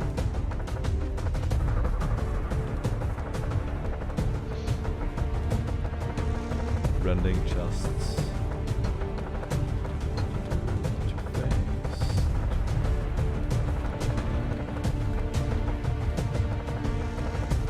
There we go. The attack cuts open the target's abdomen, threatening to expose his entrails. The target suffers blood loss, permanently reduce his toughness characteristic of 1d5 until he receives medical attention. He's at the end of each round. If he took any actions besides holding his guts in and waiting for a medic, roll 1d10. On the result of 1 or 2, he suffers an additional 2d10 medic damage. So did you get all that? Kind of. So it's only half actions? If you took any actions beyond holding your guts in, like if you do anything besides holding your guts in, you roll a 1d10. Then on a 1 or 2, you take 2d10 rending damage. This is kinda unfair. I think he should cook. He can hold his guts in and also kick. Okay, you can kick and hold your guts in. You also have blood loss. Your toughness characteristic is reduced by 1d5, so you can roll it.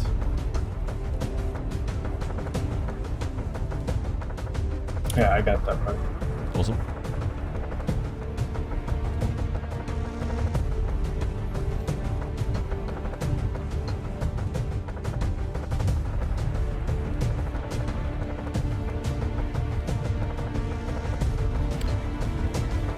Okay, so your toughness is reduced by 2. How many attacks have I done so far? I don't remember. It's 3, right? 4? This turn? I think 4 if you. 4. Yeah. So that's gonna be all of his attacks. Tetricus, go. Okay. I forgot. Because of this horrible sight, all of you can do a fear test. -10. Fuck. That is a willpower -10.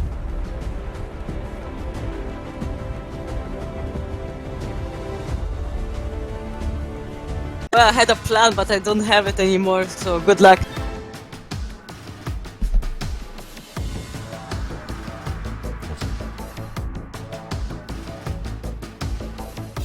Hang on, I got 2 sheets. 1 second.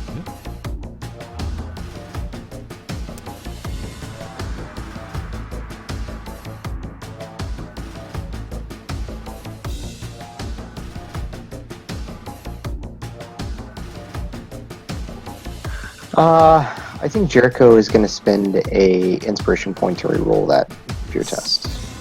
So if you fail the fear tests, you get a shock effect. +10 per degree of failure. You can find that on page 287. Nope. Okay. If you fail this test, you also get 1d5 corruption points. Oh god. Uh, Oh, you lucky sausage. Yeah, I can try to reroll it, but I'm not like 10% of success. Yeah, it's very unlikely. I do have a lucky sausage. I just want to say that. You, how many corruption points do you have on the total? That's his first one. That's the first one. I'm like Yes. super unlucky success. Tetricus, how did he do? I'm like on 6. He passed his fear He test. passes. Awesome.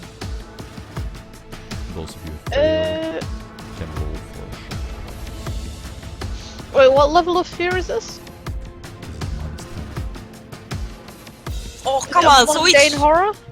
This is horror 2. Okay. Oh, so we get like +10 from being jaded. So I fail by 2 degrees and not 3 degrees of failure. No, you don't get +10 Oh, for holy being shit. Jaded. It just prevents mundane. Well, yeah, but I reducted it from my willpower. Yeah. If you get 3 degrees of failure, you also get 1d5 insanity points. I just established So that I I get get one actually D- 2. Okay. So I get 1d. Wait, I get 1d5 corruption, right? If you fail, you get 1d5. And then 1d5 insanity as well. If you fail with 3 degrees, you get 1d5. I definitely failed with 3 degrees, GM. Ooh. Yeah, that's nasty. Oh, holy shit! Well, apparently my sausage is luckier. Oh, come on. People with lucky sausages. In addition, you get 1. Okay. Everyone? Or No, those more shocked? just the ones who get insanity points. So those who get 3 degrees of failure get insanity points. Gotcha. Awesome. Oh, 87. Can I reroll it? This is something you can reroll, I guess. That would be faint. Yep. I really don't want to faint right now. 61. Super. Ah. I am frozen in terror again. Oof. Ross immediately freezes up. Just stands there.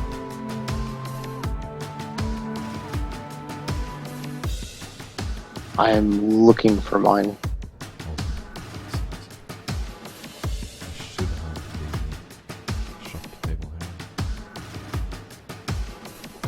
here. Jericho faints. He just like collapses to the ground. Oh no. Not good. Jericho faints. Yep, he is unconscious for 4 rounds. Oh god.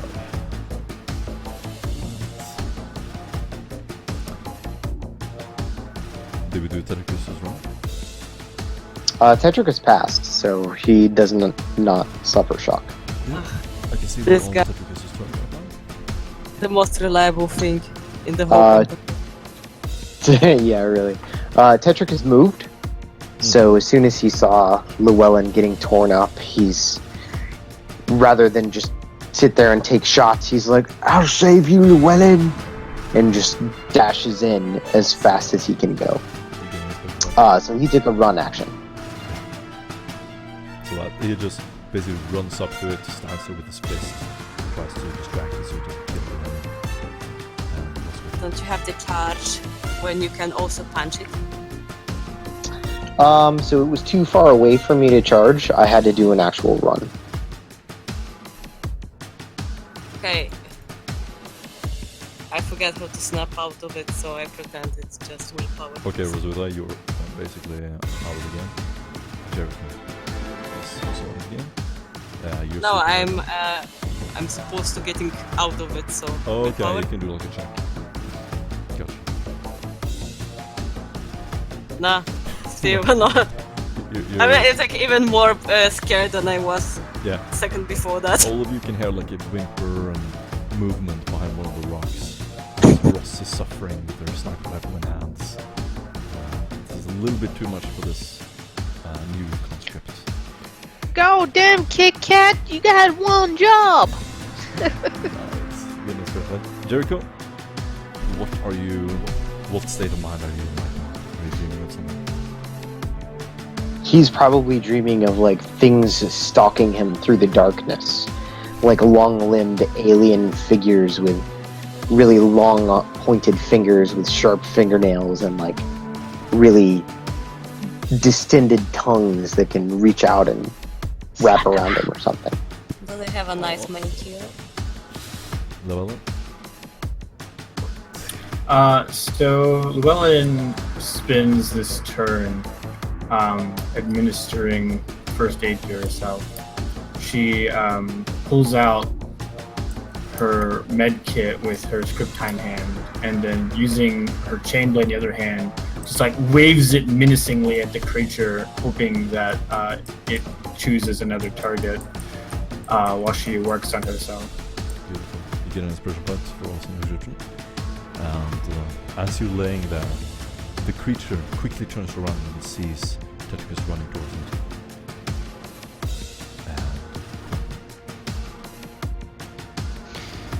Quentin, well, he's not gonna get to that. It's bloody brawl. You take a minus, don't you, if you shoot into... There's a chance of me hitting everyone else, isn't there? You just get a miss chance to do Yeah, it's negative 20 to shoot into melee. Yeah, that's what I thought. Okay. Quentin's going to attempt to shoot the creature. He hasn't got much else other choice.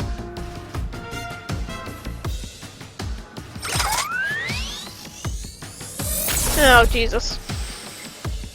The plasma bolt flies out into the air. You see it sort of disappear among the flames, and this bright flash, as you hear the creature roar out again. Turns towards Tetris.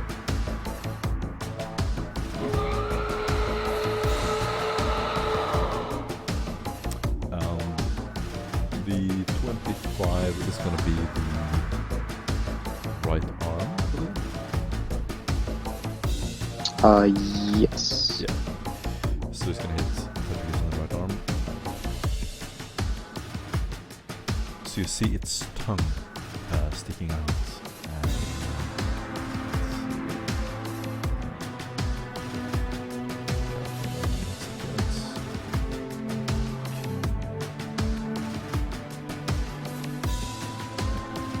Alright.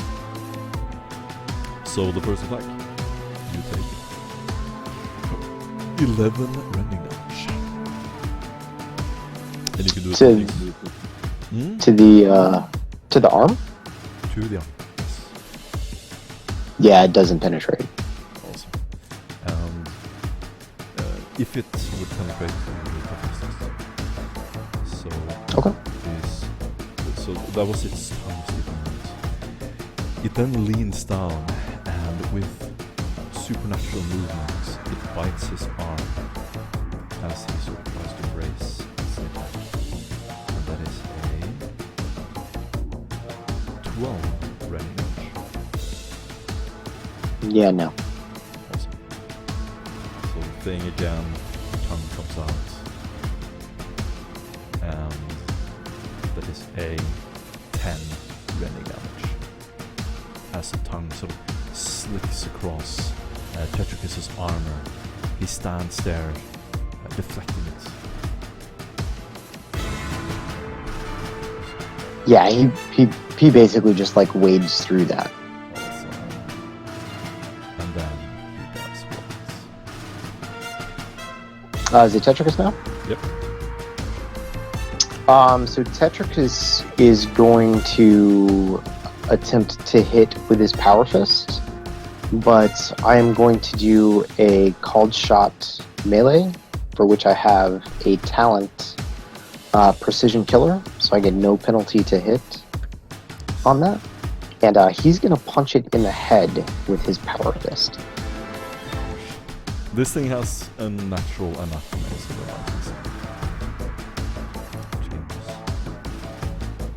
Its head is actually in his butt. its head is just But I mean, it has a head, right? Mating organ. Like, yeah, you basically punch it in the dick. Is what I'm saying. It's What- awesome. That's good. wherever that tongue is coming out is where Tetricus is punching it. It seems like a vulnerable spot. So you basically, as the tongue comes out, you just punch us right in the mouth. Oh god, if it's his mating organ, it was not tongue. Oh Jesus! Ow. Oh Jesus! What have I done? Oh yeah. So five energy damage to the head. And he's like, "I'll save you, Llewellyn." Whack. Wait, what was it? 26. Oh, this is like a fucking sketch. So, wait, this is way too much damage. Yeah, no. Okay, what does it look like? Does he kill it or? Ah, okay. So he just punches straight forward, right at its head, and the power field on his power fists just causes it to explode. And so Llewellyn is back there, like trying to keep her guts in and administer first aid and get bandages on. And there's this bloody rain with little goblets of this creature's brain and head and tongue and all that kind of stuff that just kind of rains down on her in the car. And then the creature just collapses in a heap. Tetricus stands there victorious. Sort of lets his hand down for a second. Almost can't believe how hard he hits this thing. As it just lays there, you see it twitch a couple more times. It's dead.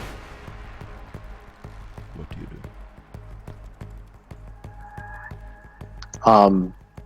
Tetricus probably like holds his power fist aloft, and he's like, "Yeah, yeah."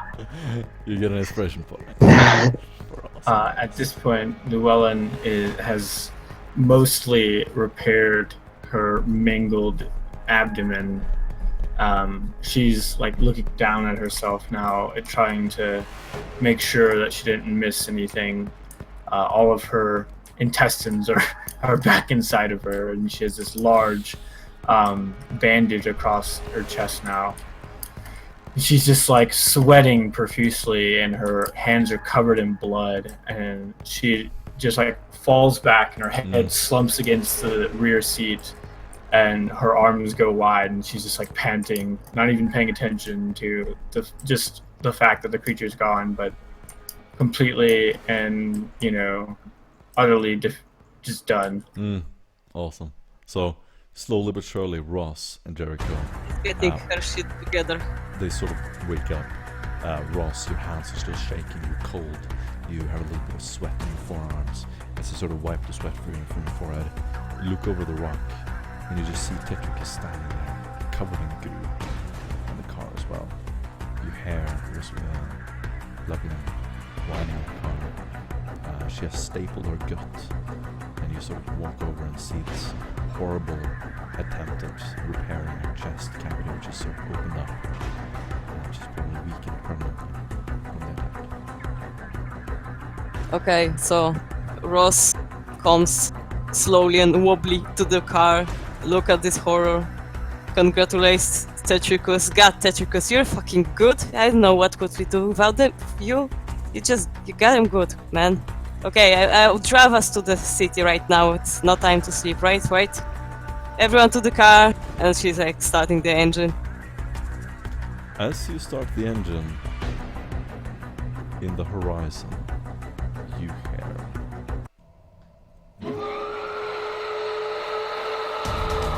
Oh shit, that's their fucking mating call. Oh, god damn it! all of you have 2 rounds. I believe in my car that it drives faster than they run.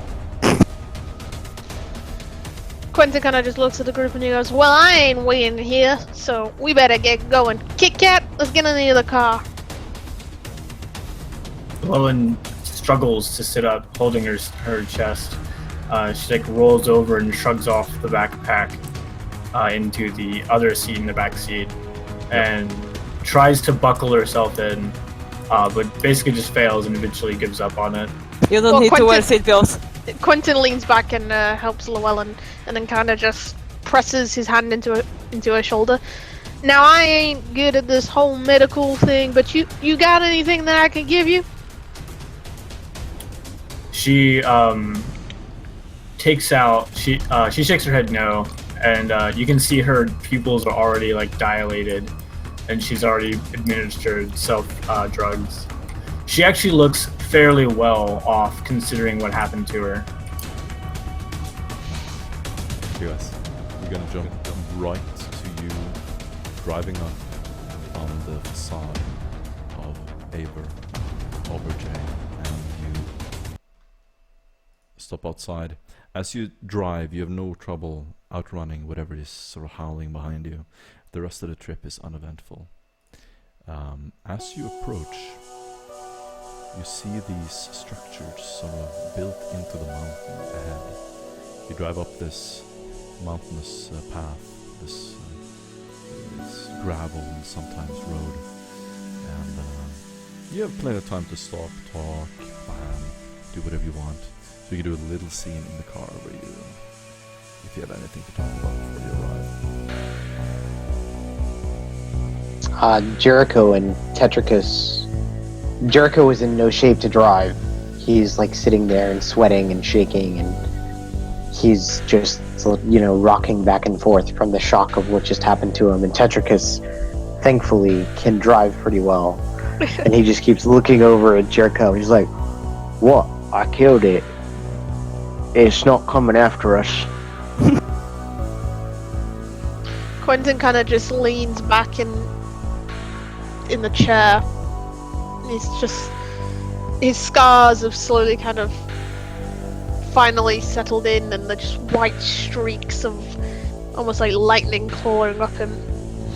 And he just closes his eyes, says a small prayer to the Emperor, and then opens them back over and looks at Ross and just goes, "I don't know how you do it, Kit Kat. I don't know how you still keep going without even a pause. I really am sorry about the boy."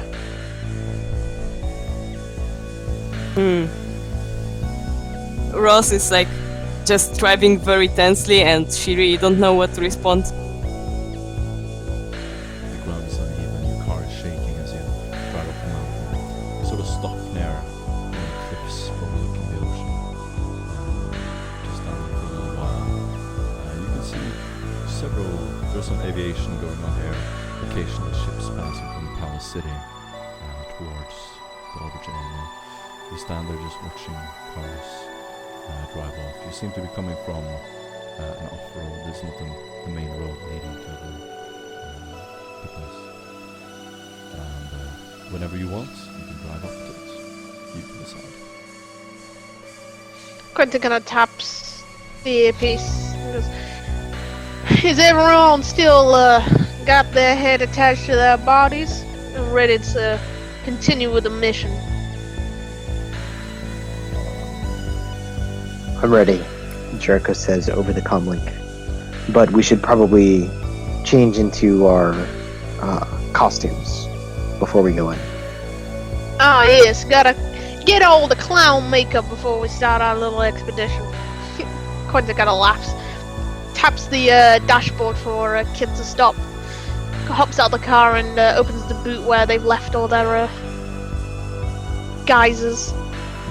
How long has it been to get here? Many days. Okay. 4 days. During that time frame, could Llewellyn have tried to interface or interact with or test the mysterious object? Absolutely. Yeah. What do you want to do with it? Mostly try to find out its age, metallic, if any, or chemical composition, and if it has any sort of power source or accepts any power sources. Awesome. You can do a Forbidden Lore Archaeotech.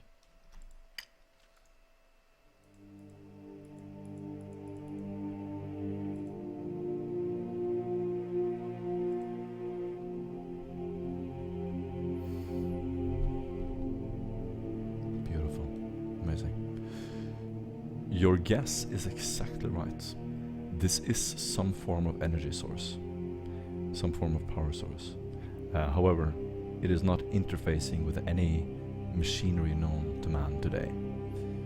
This would probably be used by someone with psychic abilities to sort of reach through and do horrible things with that would probably hurt your mind if you attempted to do it. It is Xeno in origin, and you sort of get the feeling that you shouldn't be messing around with this thing too much.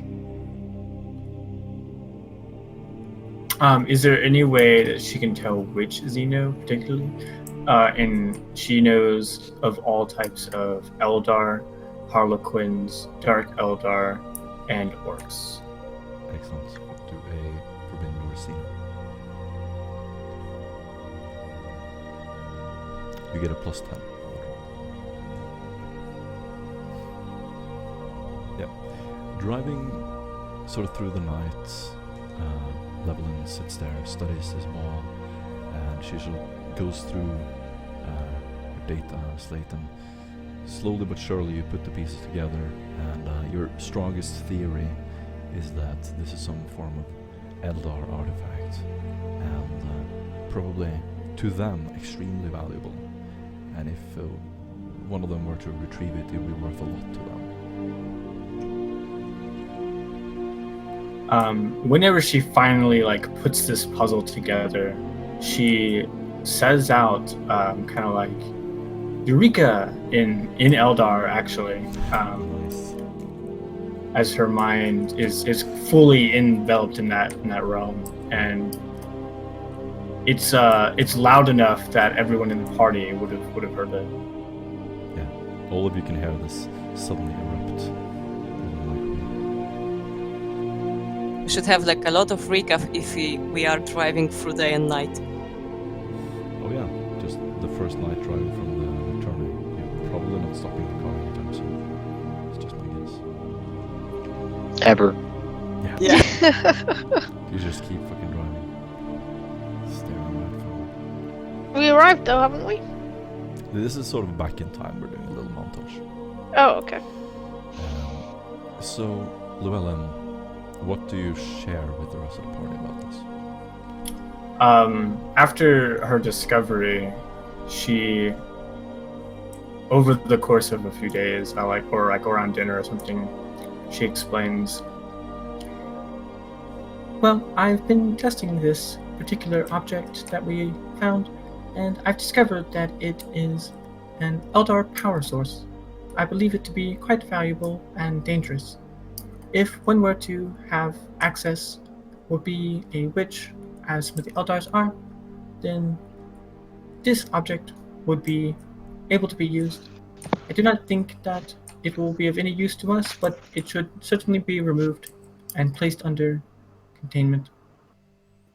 Well, what does containment mean right now?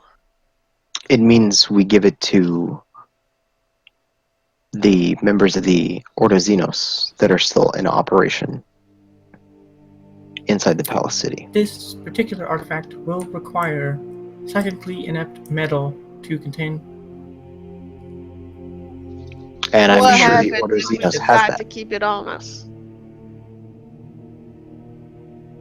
It poses no threat at this time, other than its mere existence and the sort of people it may attract. We are Ordo Xenos, we should keep it. Ross haven't slept for like 5 days right now. Nice. Rings under her eyes. Quentin himself, every time he's tried to have a little bit of sleep, he just suddenly jerks awake, grabs his plasma gun as if it's a moment of dear life before blinking, looking around, pretending as if no one else had seen and going back to sleep. But in this regard, he kind of clears his throat and goes, well, I just want to make sure that our Inquisitor knows exactly what we've seized, you see. And if he gets it from us himself, well, I think that's a better way of showing it. Your Inquisitor is with the Ordo Hereticus. The Ordo Xenos is operating on this planet and still has resources here, specifically to counteract Eldar influence. It may be more beneficial to the Inquisition as a whole if the Ordo Xenos is in possession of that. Our If nothing else, Inquisitor is a jerk, I'm for that idea, whatever. every Inquisitor's a jerk. Jericho laughs. Quentin kind of gives Kit a bit of a look, or Ross a bit of a look. He's like, whatever you think about our dear, hard-working Inquisitor, You don't think that? you don't know what I think. Just, keep your words to yourself, eh? Too late for that. As for, your suggestion, Jericho, while I think, I'm sure the Ordo Xenos could have much use for it, I think it's our Inquisitor's decision to decide what's better for the Greater Inquisition. We are but mere pawns in the game. Llewellyn kind of snickers at that, a bit sarcastically.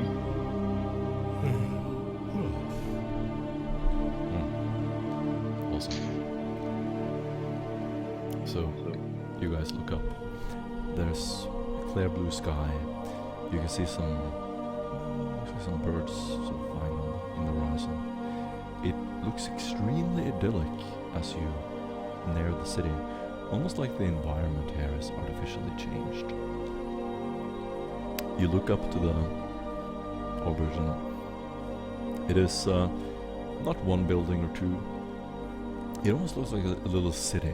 There's a spaceport of its own, and just these huge structures gathering around the central structure in front of the mountain. And as you drive around, you get a sort of a better look at it. Do you want to drive up to it? Sure. Okay. So in the distance, you see 3 beautiful metallic buildings stretch up around the mountain near the coastline. They all have spires and balconies, and they look nothing like the worn-out hablocks in the palace city. You see light beaming from windows as elevators rise near the facade. As you approach the structures, you see servitors cleaning and patrolling a large parking lot in front of a beautiful entrance. Great, how much is the ticket? You look up and you just see hundreds of people moving about, hovering servo skills, and a few aircrafts hovering above. Do you want to approach? So before anything happens here, Llewellyn kind of looks around and she's like, if it wouldn't be too much trouble, I think gathering supplies would be beneficial before we start this endeavor. Gathering supplies where? What kind? Particularly some extra ammunition and a perhaps better medical kit. I am running low on drugs and anesthesia. We may have to acquire that in the city, whatever you call it. I certainly don't want to drive all the way back to the main island to get that kind of stuff. There's got to be some place to source it here, right? That would be my guess. So after the discussion with Quentin and after everybody's kind of, Jericho leaves it for maybe a day or so, and he fires off like a coded message to Mordecai, and he reports in the status of the team and the fact that we went to like the upper island and we saw all the psychic phenomena. He gives a description of the meeting with the saint, basically recounts like the whole thing inside that, and then he also mentions the power source as being Xenos in origin, and he gives a description of it, as much information as Llewellyn gave him, and fires it off to Mordecai so that it can be passed to his Inquisitor. Awesome. He's done this in secret, has he? As soon as you do that, and your comm equipment confirms that you've sent the message, a few seconds later you get a little beep, and you sort of look at the blue light on your interface, and you pull up a message saying that the arrangements have been made. That is the entire message. Jericho deletes the message. Yeah. Would Jericho have shared the fact that he was sending the message with anyone? No. You guys have to remember, Jericho's a member of the Order of Xenos. He's not with your Inquisitor yet. So he's attached to support you, but he's still a member of the Order of Xenos. Awesome. So you're now standing in this sort of mixture between a parking lot overlapping with this gigantic spaceport. These huge crafts, some of which you've never seen before. They don't look like clearly something you have to strike down on, go over in a casino or something, but it's a little bit shaky, all of it. Extremely advanced, everything around you. The plasteel surfaces are completely polished, servitors rolling and walking around. cleaning every surface. Occasionally you see a little entourage of a noble or a rogue trader with up to 50, sometimes more, people sort of tending to their every need, and then sort of walking off to their own part of the auberge. And you're standing at the front now. There are many sort of interesting locations around it. There's a huge beach area that you can sort of barely see over the cliffs. At the back of the mountain you can see the entrance point to several docks, and this huge complex has one big entrance in front of the parking lot. So you're all standing on the parking lot, you stop your cars, park them. Take a secure nap. them, and what do you do? So, have we put on our outfits already? It's up to you. Yeah, I think we would have by this point. Yeah. And So, what do you dress Quentin. Oh, just about to get there, DM. Hurry up! I don't have access. Quentin. Finally, he kind of looks like he's got a bit more strength, a bit more flesh in his cheeks as he stands tall in this heavy but elegantly designed captain's coat. And it's like a light blue, and it kind of matches the bright blue skies overhead. And he's got the collar kind of popped up slightly, and he's trimmed. He's used his disguise kit a little bit, and he's trimmed his beard and cut his hair a bit shorter. And he almost looks a bit more youthful suddenly, as if all of that hair was kind of hiding some of the age on him. And he's wearing. Oh.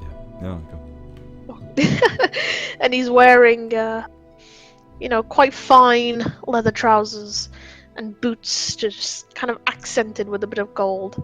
And he even has a couple of rings on his fingers that he kind of clicks his fingers absently as he looks around at the others. And he kind of taps his nose. Remember, Captain Hugh Jackman. As though we could forget such a name as that, Captain. Yeah, that's my description. Wait, what is my identity? Weren't you... We gave you one, didn't we? I think we said you were the Rembrandter or something like that. Yeah, I believe Yeah, so. but I didn't get like a Initial. name, I don't. Okay, so the current situation is that you're standing around your car, this sort of semi-armored Jeep-looking vehicles, several servitors and people walking around you. You look up at the sun above, and you're standing there sort of boiling in the heat. And Llewellyn, what do you look like in your disguise? And what are you disguised as in total, all of you? Is it rogue traders? Yes. Yes. And Llewellyn was a seneschal, I think. So the guy for sales and deals with a ship, like the accountant, something like that. Nice. Okay, guys, go. Llewellyn has put on a balding cap that allows her to have a half-shaved head. What remains of her white hair has been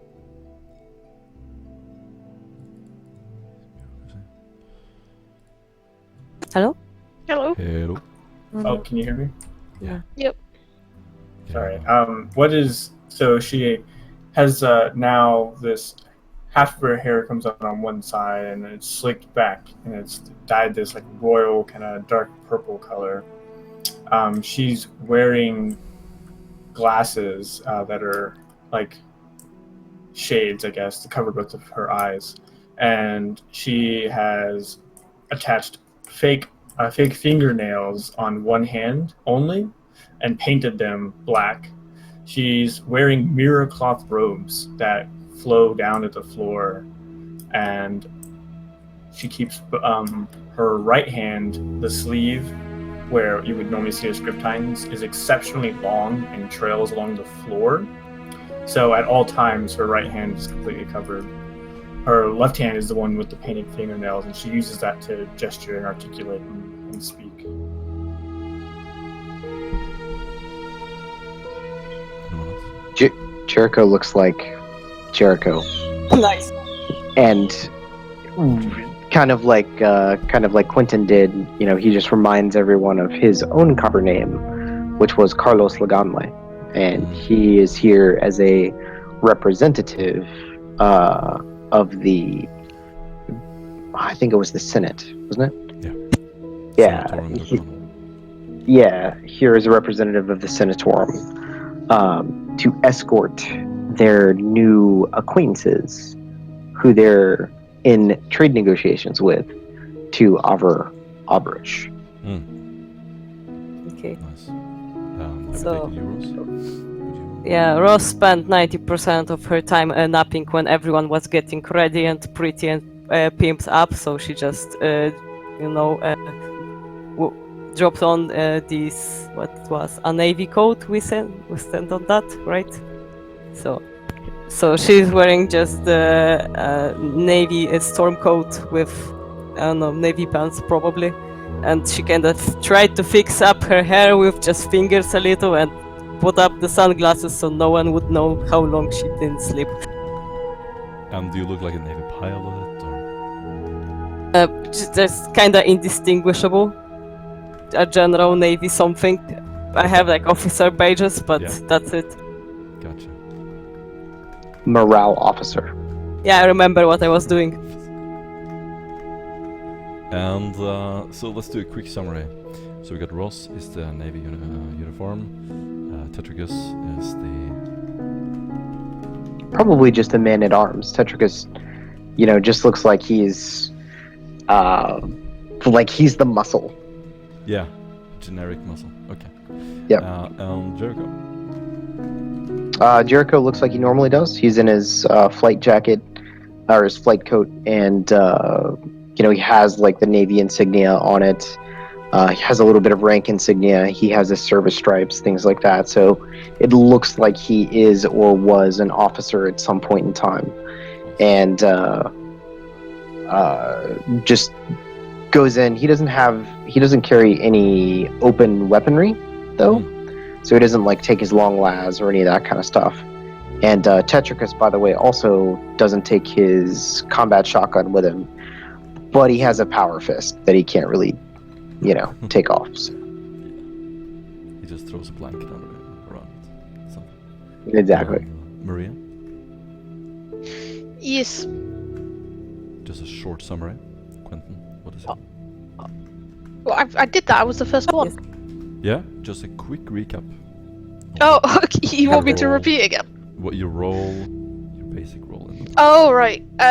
Quentin is the leader of this rogue trader unit. He is Captain Hugh Jackman And you're just a captain of what? of our ship, which was, what was it called Captain again? of the The Lone Star. Lone Star, Yeah, the Lone Star.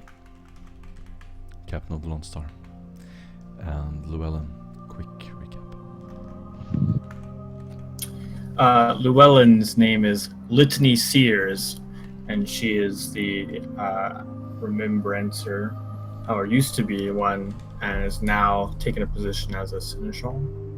Very nice. Alright. So you guys as rogue traders walk towards the building. And before we wrap it up, we can do another break. Then we can do the end. I just want to say, Llewellyn, your name sounds like a porn star name. I forgot. Wait, I kinda Llewellyn? didn't get I'm it. always confused when No, you no, no. Americans say it because it sounds like Llewellyn. It's like what? Yeah, Llewellyn. Wait, Llewellyn is a. In is a okay, porn- well in my language it would be Llewellyn, just how it's spoken. So that's how I'm gonna. Yeah. Are we leaving it here, GM? Did you say? Are you talking about my Yeah, you're not. No. Cover we're name? Continuing after What's 5 your minutes. cover name? Yeah, Litany your cover Sears? name. Litany what? Sears? Litany Sears. Oh yeah, that does sound like a porn name, doesn't Wait, I wasn't a porn name.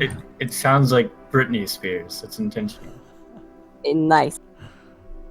I need to. Totally a porn name. it? Don't tease her. Britney Spears is a porn name. Whitney Los Spears. Angela. alone. Yeah. Sure name, Bagel.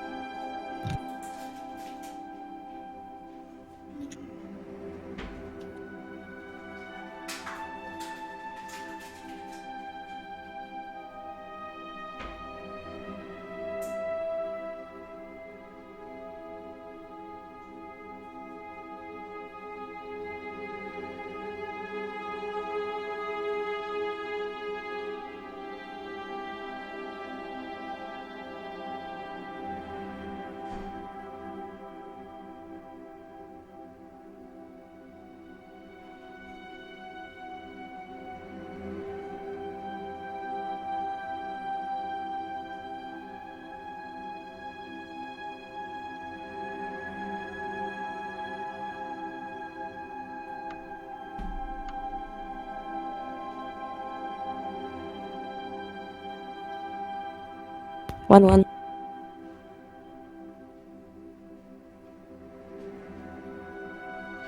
Is anyone here? I'm yeah, here. I'm here. Yeah. Angela Bagel. Yes. You can Nice. think of a better surname, but I do like bagels. I don't know. I might have gone with Strudel. Nah, bagel is better.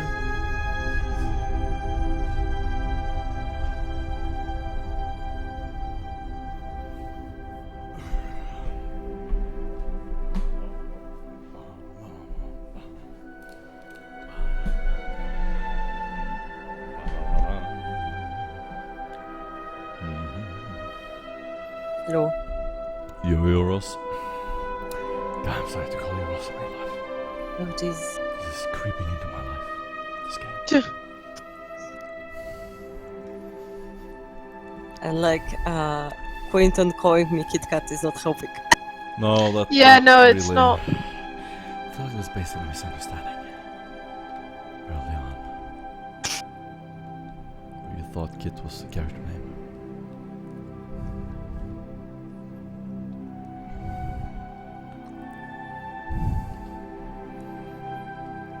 And I don't think anyone has ever called you Ross with Yes, I know. your full name. Uh, And no one has No. ever said your last name. But Yes. I can kind of understand that. Like, it makes a lot of sense. but then again, do anyone refer to anyone by their last name actually in this session? That's true. It's like thing that gets omitted most of the time, just like your backstory. Yeah. It's like no one knows that Jericho is Jericho de Silva. Or It's true. Level and Devil. Literally Devil are. Nice. That's brilliant. Ominous. Perrin Amorosis. I've heard a few times for some reason. He introduces himself that way. Yes. So that's the only guy everyone knows the surname of. I gotta say, I think you guys are just fucking awesome roleplayers. Like, coming back into it now is just, it just blows me away every time. Amazing. Aw.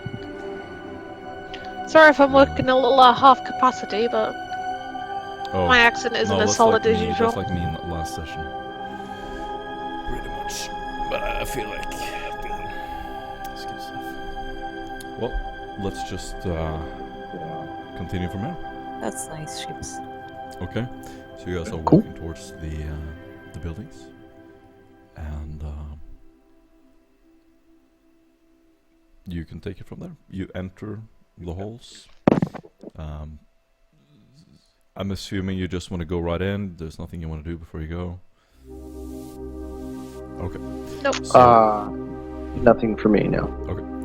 so you enter a large lobby area in beautiful stone tiles. You sort of look up and you see bright lumen globes, and occasionally you see the movement of a few servo skulls that sort of break the flawless appearance of this large hall, which is mostly white metallic tiles. So it sort of looks like a hospital. The feeling to it is completely sterile and clean, but you get this feeling like something is wrong. It just doesn't sit right with you, especially if you're from a hive city. This just feels alien and sterile.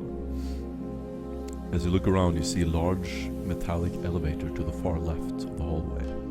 You see a large corridor leading to a separate lobby next to it, and sort of this exquisite lounge area.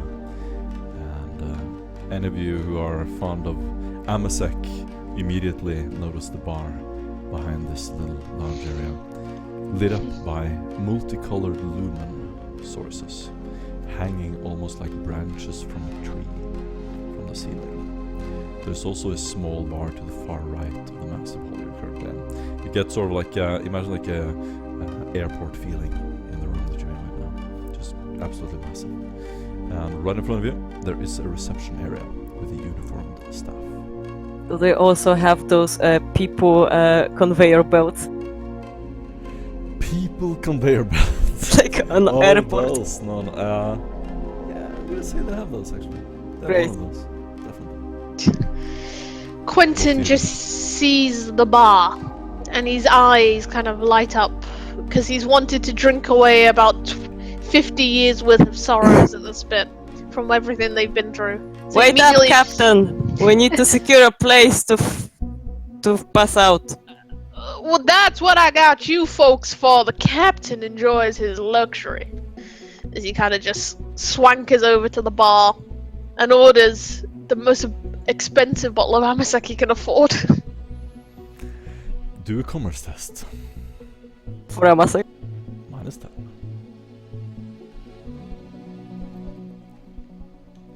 As soon as you enter, you see several people who look like guards sort of react. They look like they're hearing something on their microbeads. Some of them are paying attention to you. Is there anybody that looks like a receptionist or like an assistant or somebody like that? Some of us would like Absolutely. to secure the hotel first. Right in front of you, behind the desk, you see a male receptionist. He looks unusually well groomed. He has clean hair slicked back. It is dark black. He has dark eyes, but a very symmetrical and sort of welcoming looking face. He is extraordinarily artificial in his sort of mimicry and movements, but looks extremely well trained, and sort of shows guests, points them to the elevator and so on. As he stands behind there, you see him interfacing with something incredibly quickly, and then immediately look up and form an artificial smile on his face. He looks at you and he just gives you this empty stare. So Jericho approaches and introduces himself as Carlos Laganwe, and indicates that they do not have a reservation. However, these fine individuals are under the care of the Senatorum, and they are currently engaged in trade negotiations, and the Senate would like to extend a few days' stay to them in order to enjoy everything that this planet has to offer. So you present yourself not as rogue traders, but as normal traders. Or did I? He would mention that they're rogue traders. If you remember a couple sessions ago, Jericho did the forgery test for all of their identification, and he would probably present that like these aren't some local bums, coming around.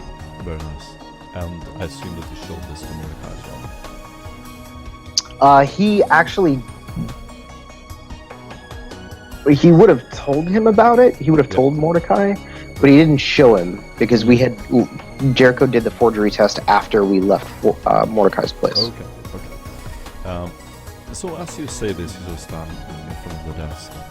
You see these white, clean surfaces everywhere. Quentin, immediately spotting the bar across the hall, starts to sort of wander across there, scratching his beard and looking tired. And this scar across his face is not maybe looking better. And as you finish sort of presenting yourself, you can do the C test. Okay. Do I get a bonus to that for any of the documentation? Absolutely. Plus 20.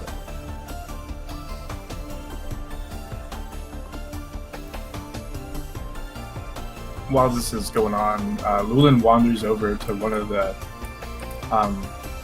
attractions or decorations, and she views this strange plant that's writhing in a box, like a glass box. It seems to be swaying, and she kind of mimics its movements a little, dancing a bit with the plant in a very out of fashion sort of way.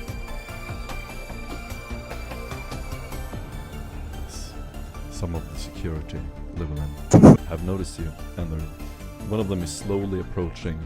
Every 2 steps, he looks over his shoulder, sort of questioning, and you read from his body language that he's not sure if you're someone important or someone he should stop. The man behind the desk introduces himself as Draco. Draco has unusually quick movements, and everything is pinpoint exact. He looks down at the data slate, looks up, every movement is calculated. And after you sort of finish introducing yourselves, he lets go of the machine for a moment and actually looks at you, Jericho, and says, "Ah, Rogue Traders. Yes, we have received your credentials." And he just sort of stops for a moment, looks back. This is strange. He seems distracted by something on the machine. Oh, really? Jericho says, casually. What's strange? It seems to have been edited recently, and the address is unknown. He gives you a long stare as his face sort of slowly glides back at you. I am sure I had you registered for a common room, bunk beds. It seems that your stay here has been upgraded to one of our most desired habitation centers, as recently as, well, just a few moments ago. Jericho just smiles. He continues to look perplexed, and says, "It was arranged by Lacedron. Is this information correct?" He turns the screen around for you to watch it. Jericho pretends like he's inspecting things, but whenever he looks at the screen, Jericho actually looks and sees if there's any other information that's available. Like what information might be accessed from this terminal, not necessarily what information's on the screen about them. A date time. You can do a scrutiny test. Could I do tech use? Sure. Yeah. That's sort of more to look for, to get an insight into the technical systems here. What And a if you can fucking pick up weird anything. UI. Doesn't matter. You don't approve of the UI rules? This is not something you would develop, probably. Definitely. What kind of system tells you everything about it when you see a reservation? Tech use. Okay. Jericho, you don't manage to extract any information from just looking at the screen. However, you notice that the input Lacedron, that name makes you sort of react a little bit. There's something about it. He sort of stands there and says, "Well, is it correct?" So Jericho just looks at it and he's like, yes, that is correct. Without hesitating for a second, he turns the screen around. "The payment is pending, but this will do for now. Thank you." And he sort of Excellent. gestures with his hand towards one of the servitors standing at the end of the hall. He immediately interrupts you as you're about to turn around. "We have a dining hall with local delicacies. Entertainment at night in the large corridor at the opposite side of the entrance."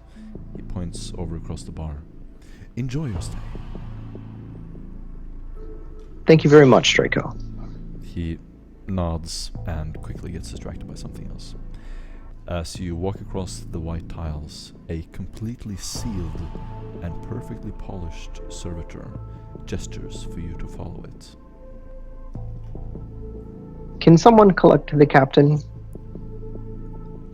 At this point, Quentin has collects been himself. enjoying himself at the bar, but he has actually tried to get some information as well. So he's kind of leaning, he's playing up the drunkenness more than he is.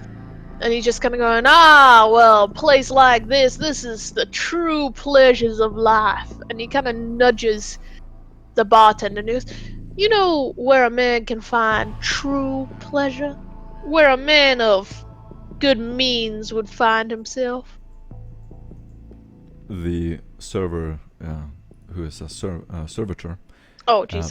sort of has no reaction and just... Right, he nudges someone else at the bar. Okay.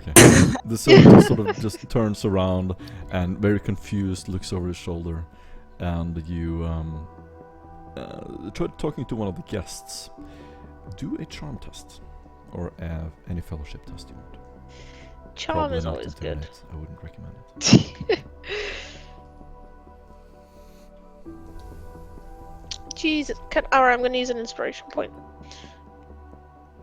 There we go. How did it go? I used an inspiration point to reroll. Very nice. So I got 24 out of 70. You turn around and you see this man sitting there in this extravagant robe.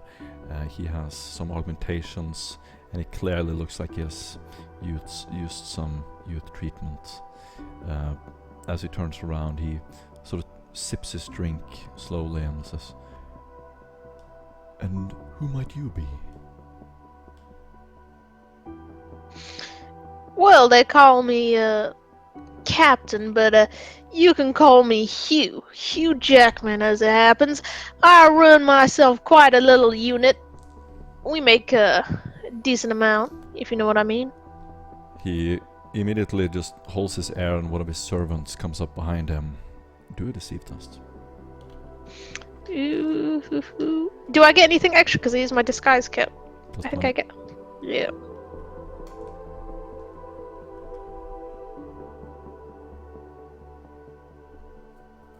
Woo! He immediately reacts, and you see his brows sort of go from very descended towards his eyes to suddenly just flare open, and this smile forms on his face, and he changes demeanor instantly, and he turns around. Colinus Telonarius, pleased to meet your acquaintance. Well, the pleasure is all mine, Mr. Colonist. He kind of has to hesitate a moment as he tries to say such a regal name on his tongue. He goes, "You seem like a man of great good means. I like fellas like you." He's got a slur in his words as he talked. You'll know where someone can find the truer, finer things. And He gives a slight smile, and you see that he's just about to brush you off as he has sort of smelled the scent of the lower classes from your demeanor. And he sort of turns around and looks at his servant standing next to him, gives a little dismissive smile and says, "Well, yes. On the 7th floor there's a market. Shops for just about anything." now, you're a funny fella, but you know exactly what I mean. You may think me some lower class individual, but I'll have you know that the amount of money I have in my bank is not the kind of a lower class. He sets the Amasek glass- just makes me a bit jolly. He sets the glass back on the table, and you see him sort of raise his eyebrows, and he gives a little and then he just looks around for a second, gets up, and just raises his hat slightly, looking down at you. "Farewell." If you walk away, you're gonna miss the chance to have some relics from places you don't even dream of. Sort of, you can see that there's clear discomfort in his body language now. He's just incredibly disturbed by this, feels a little bit threatened as well, and he just turns around and immediately heads to the elevator. At this time, Ross comes to the bar to collect the captain, screaming, "Captain! The penthouse is ready!" Oh, yes, there we go, my place of rest. He kind of jumps off as if nothing had happened and just takes his bottle of Amasek with him. Nice. You also see next to the bar what looks like a company with, literally a company with a bunch of people dressed in sort of company outfit, like they're just gathering there, and you can see their boss sitting there. A business meeting. You don't take notice of this yet, probably. So, going into the elevators, you sort of stand there for a little while as the elevators slowly rise, and you count the floors until you're at the 5th floor. As you walk out, you see sort of beautiful gold embroidery on white walls, small paintings, and the paintings sort of depict the pristine landscape in metal frames covering the walls. You see thin grey synthetic carpets lead to massive windows, and this theme continues as you enter the room, and the servitor just with an automatic motion unlocks the door and hands you a keycard. 1. As you enter, you see through the massive windows beaches and strange rock formations before the sea sort of opening up in the horizon. You see the sun glittering in the horizon, and it just stuns you for a moment. Just the extravagant nature of your suite. There's ornate furniture, several rooms, beds, and tables. You, Quentin, immediately sort of go towards one of the bottles on the table, and it reads Damascene. Damascene is an alcoholic beverage that has a sweet herbal taste with a hint of almond. You quickly find this out. There's also Amasek and several fine wines. Some of Quentin. them- yeah. Oh, I was just gonna say Quentin just kind of envelopes about 3 or 4 of them in his arms and just pulls them close to his chest and takes a nice big sit down on the couch. And there are these furnitures everywhere, several rooms, many beds, and you can just walk around. You have all this space to yourselves, and you're sort of sitting there looking at this beautiful view and the Getting beach, drunk. and probably getting drunk. So what That's do you good. guys do in the room? So Jericho, as soon as we get in the room, Jericho pulls out his auspex, and he starts going over the room for any kind of hidden listening devices, anything that he can find on his scanner. Very nice. Okay, in the meantime, Ross just begs Quentin. Quentin, come on, give me one bottle. You can't have just everything. Sharing is caring. I'll give you 1 bottle for a kiss. Alrighty, and she just smooshes him in the cheek.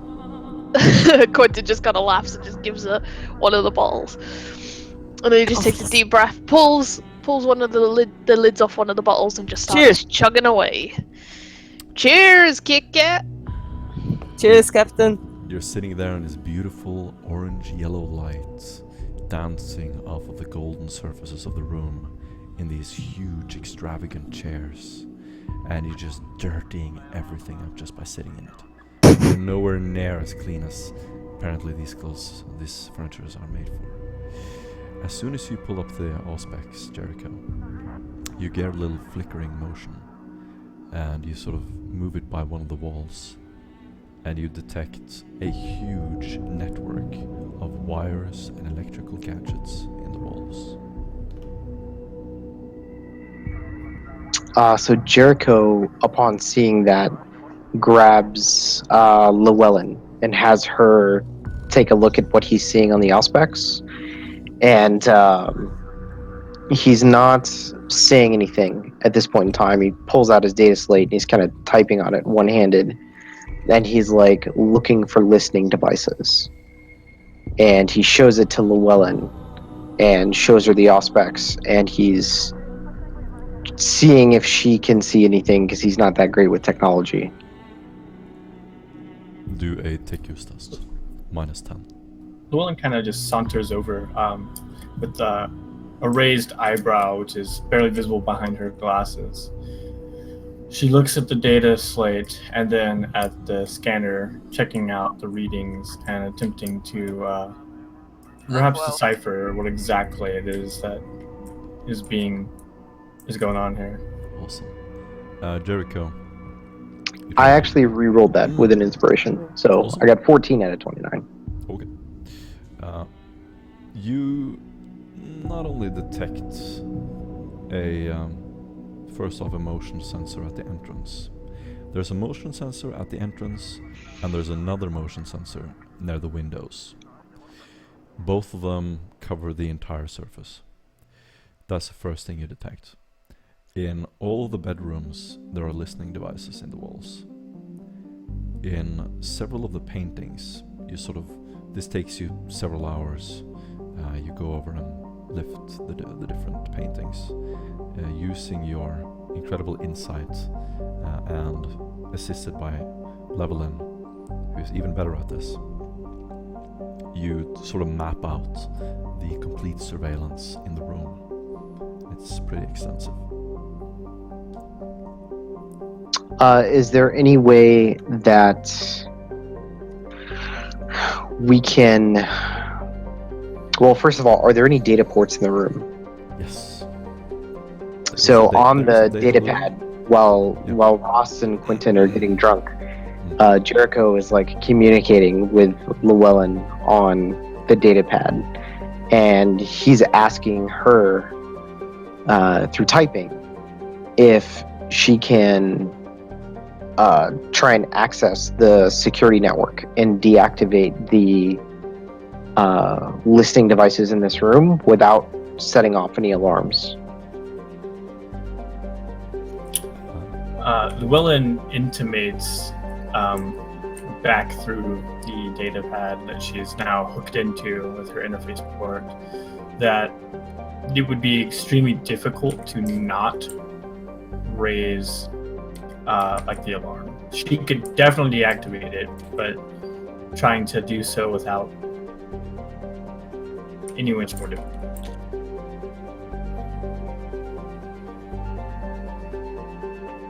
Jericho just thinks for a minute, and then he's like, "How difficult?" Question mark. Ross in the background is just randomly, drunkenly guessing. Have you tried switching off the power switch? As soon as she says that, you realize that this is not good.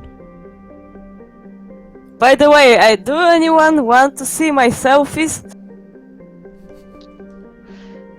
At this point, Quentin's just like, sure, I'll see anything you want me to see. We're having a swell old time here. And he kind of kicks Ross slightly and gives him like a frown. And perhaps in that moment you realize that Quentin's not as stupid as he seems. He's probably actually acting this drunk for a reason. I guess the one's going to I inspect the dismiss this security interface and try to determine exactly how difficult it would be to disable without setting off any alarms or alerting anyone. Great. First off, this is an internal system. It is a data loom connected to the other rooms, and it has no contact with the rest of the circuitry in the building. It is Also, you were creeping around the paintings and all of the systems for a few hours. It is completely isolated, and as you sort of try to log into it, you realize that you would have to drag wires out and reconnect this whole thing to get some kind of insight into the security system and how it feeds information out. It has an output.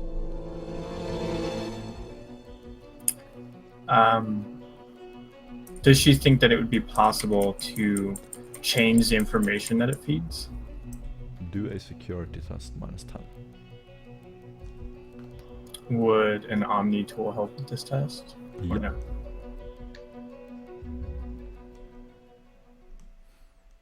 Is that the... Oh, that's a tech use test. Okay. So all of you see Llewellyn sitting down by the monitor. And yes, it would be possible, Llewellyn. It would be possible. So that's what she basically just calls out from where because she's like striding across the room, pulling out her own Auspex and plugging into it, scanning the walls, trying to figure out exactly what this system entails. And so she calls out in a binary cant that like magically seems to press the buttons on Jericho's data slide Your microphone is breaking up. and informs him of her. Is it just on my end? No, I hit it too. No, also It's me. probably my internet. It's being a little slow right now. No worries. I can hear you now. It's fine now. I was saying that Llewellyn had called out in binary cant talking to the data slate that Jericho's holding, and basically operating it without even being nearby, so that her message appears upon his screen, which gives him her findings. Yes. So was Llewellyn able to redirect the input? No. You would have. No. You would need a lot of time, and you would have to sit down and basically pull out the innards from the wall. Fortunately, that particular area is not covered by any of the cameras you've detected first. She determined that she could possibly information that it's sending, or Yes, but exactly. not like turn it. Yeah, you could find out, and you could prevent it. It would just take you a lot of time and effort.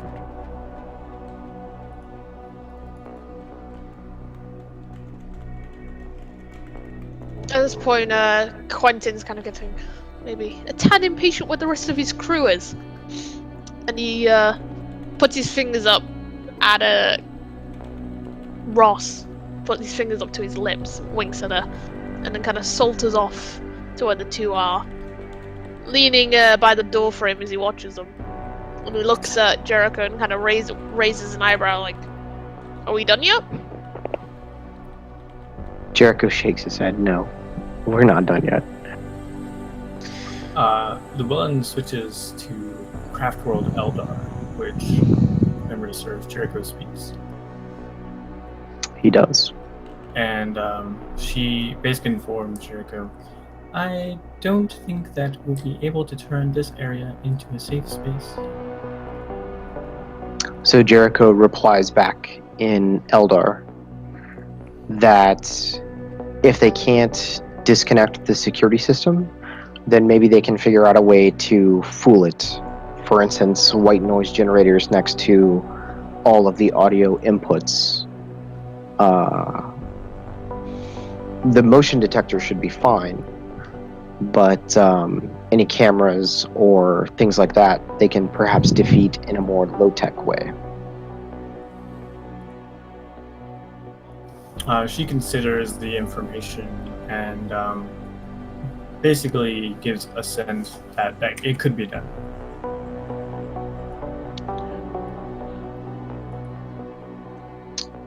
So, I guess what do you need to build a few white noise generators?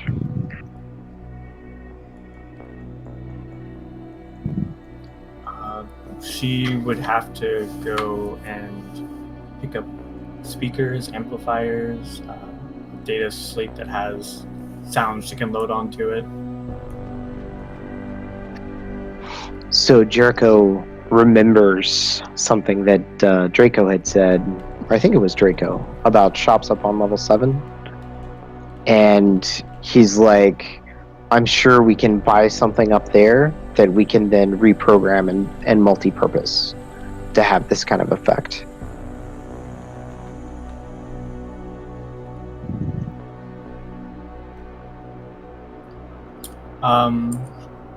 Yeah, so she would just look at Quentin then and respond in common or low Gothic.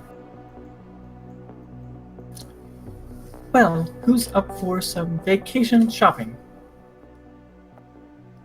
Jericho's like, I'm totally ready to go shopping. Well, shopping is on Captain Hugh Jackman's credit. Let's go.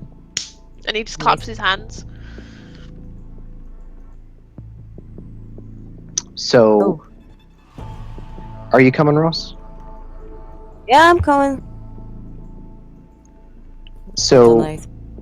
when we go up to the 7th level, to the shopping area, Jericho is looking for a couple of different objects, but maybe not ones that taken like individually may not be. Well, I don't think any of it would be that suspicious. Nobody really thinks you're going to build a white noise generator in your fucking hotel room. But Oh, we're very inquisitive, yeah. Yeah, absolutely. So Jericho's looking for basically like small speakers, amplifiers, things like that. But just like a little sound system that can be used to Let's get a be full HD reprogrammed. 3D surround system. Dolby surround. Nice.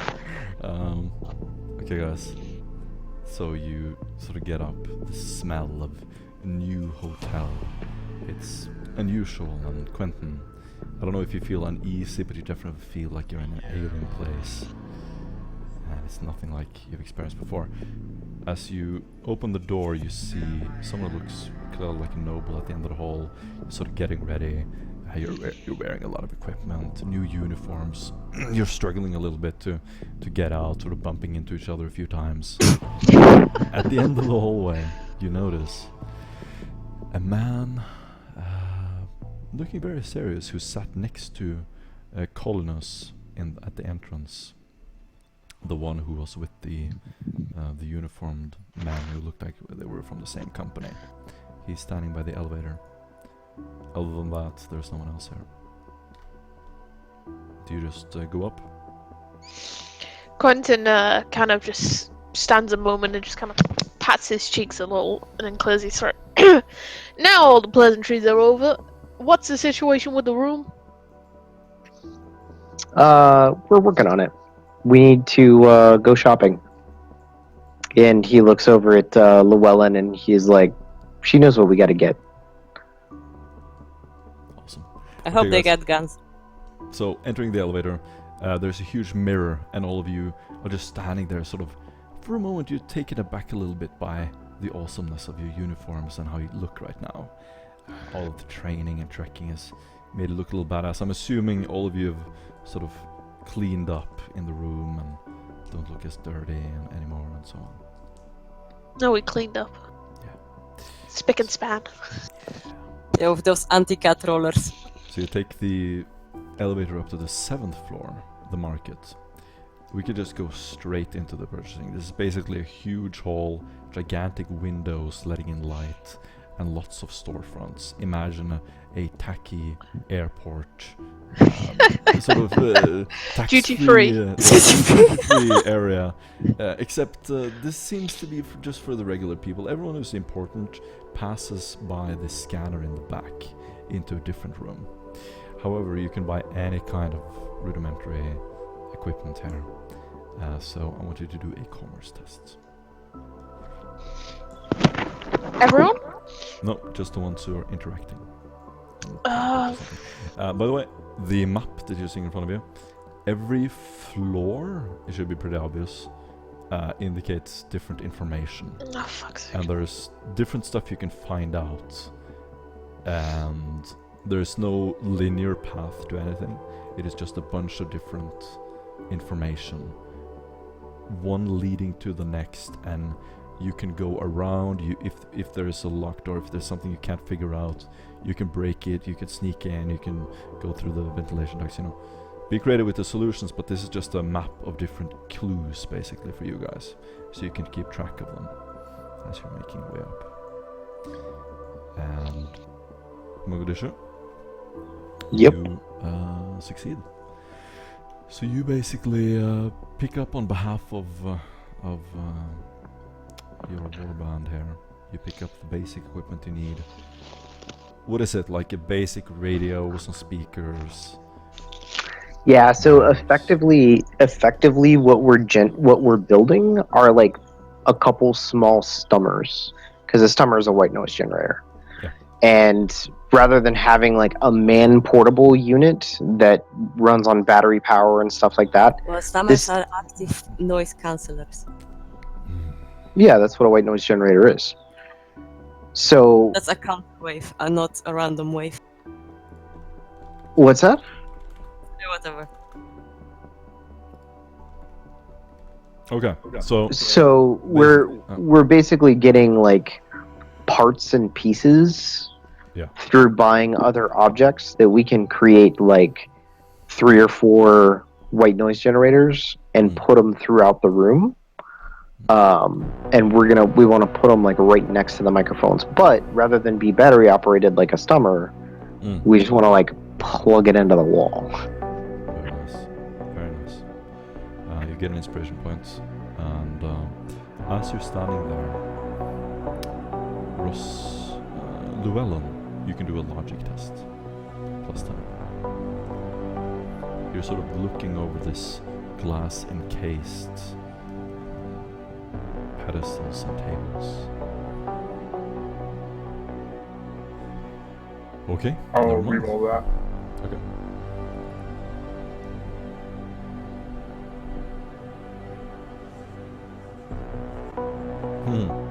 Close. Alright. Looking at the different equipment there, you figure out that you could do really well with the last cutter that you're seeing in front of you.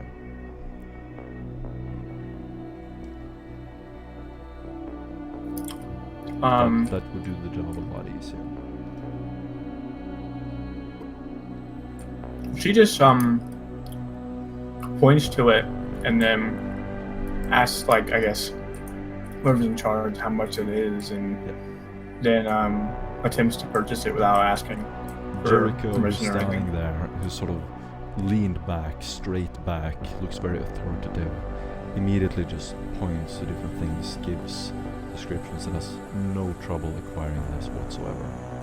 And you notice a lot of other equipment there as well, and whoever wants to do it can do an acquisition test.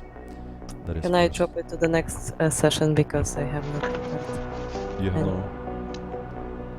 I definitely want to. Sorry, what? Can I do this next session? Yeah. Buying absolutely. stuff. Yeah. Okay. Nice. I think she wants to go to sleep. Yeah, good night, Russ. No worries. We're about to end it. Very So what are we doing right now, GM? Requisition tests. This is acquisition test. So you're standing in this room. You can basically get pretty much anything you want. Actually, how many requisition tests do we have since our We 1,000 missions away? We have skipped 3, I believe. So free. Isn't that right?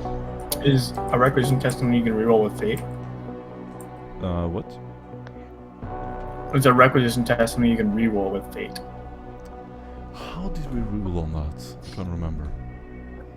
We said no. Yeah, we said no. Yeah. I think the commerce test can be re-rolled. No, wait, no, we said no to inspiration. We never said about fate. Oh, okay. No, so that was a good point, but I did ask for fate with that plasma rifle because my commerce check was like 0 and I passed it by like 20 degrees and then I fucking failed my acquisitions test. Not that I'm still salty about that. I'm just saying. I thought you failed it Uh, twice. Is it Or possible? am I remembering it wrong? I have ammo that's scarce. Do I need to roll for it? No. Cool. You don't need So I'll pick up a magazine. So let me think about what I want to roll for. Do they have plasma rifles? I think we can You just. got it all, baby. If no one knows what they want to buy, can't we postpone it? Well, I know what I wanted. I'm fine with postponing it if you would want, Kit. The rest of the... So this is basically you can go up and down here. At any point in time you can go up to the market, the trade hub, and purchase more. So this is something that's gonna disappear. Unless you of course screw up in some kind of way with the guards, which is out of my control, but the offer is there as of yet. So, if your ammunition is scarce, you can have 2 clips. Is that how it works? If it's scarce, it means that the ammo... Well, if the weapon is scarce... No, the weapon is not scarce. Yeah, is the scarce. ammo is If scarce. the ammo is scarce, you have to Yeah. roll. If the weapon Ah. is scarce, you don't have to roll. But we can only do 1 requisition roll, right? Free. 3. Yeah. Oh fuck! I'll roll for the ammo then. I'll do all of my next session as well, Jim, because I want to line up Awesome. everything that I want. Yeah, we can do 1 now and then the rest next time. Yeah, sounds good. How about that? First of all, Jericho, you get all the equipment you need, and you put together some basic stummers. Back at the room, you have no problem putting this up next to the listening devices, and you, after some testing, recording, and so on, you're 100% sure that they can't hear you anymore. Awesome. I am super happy about that.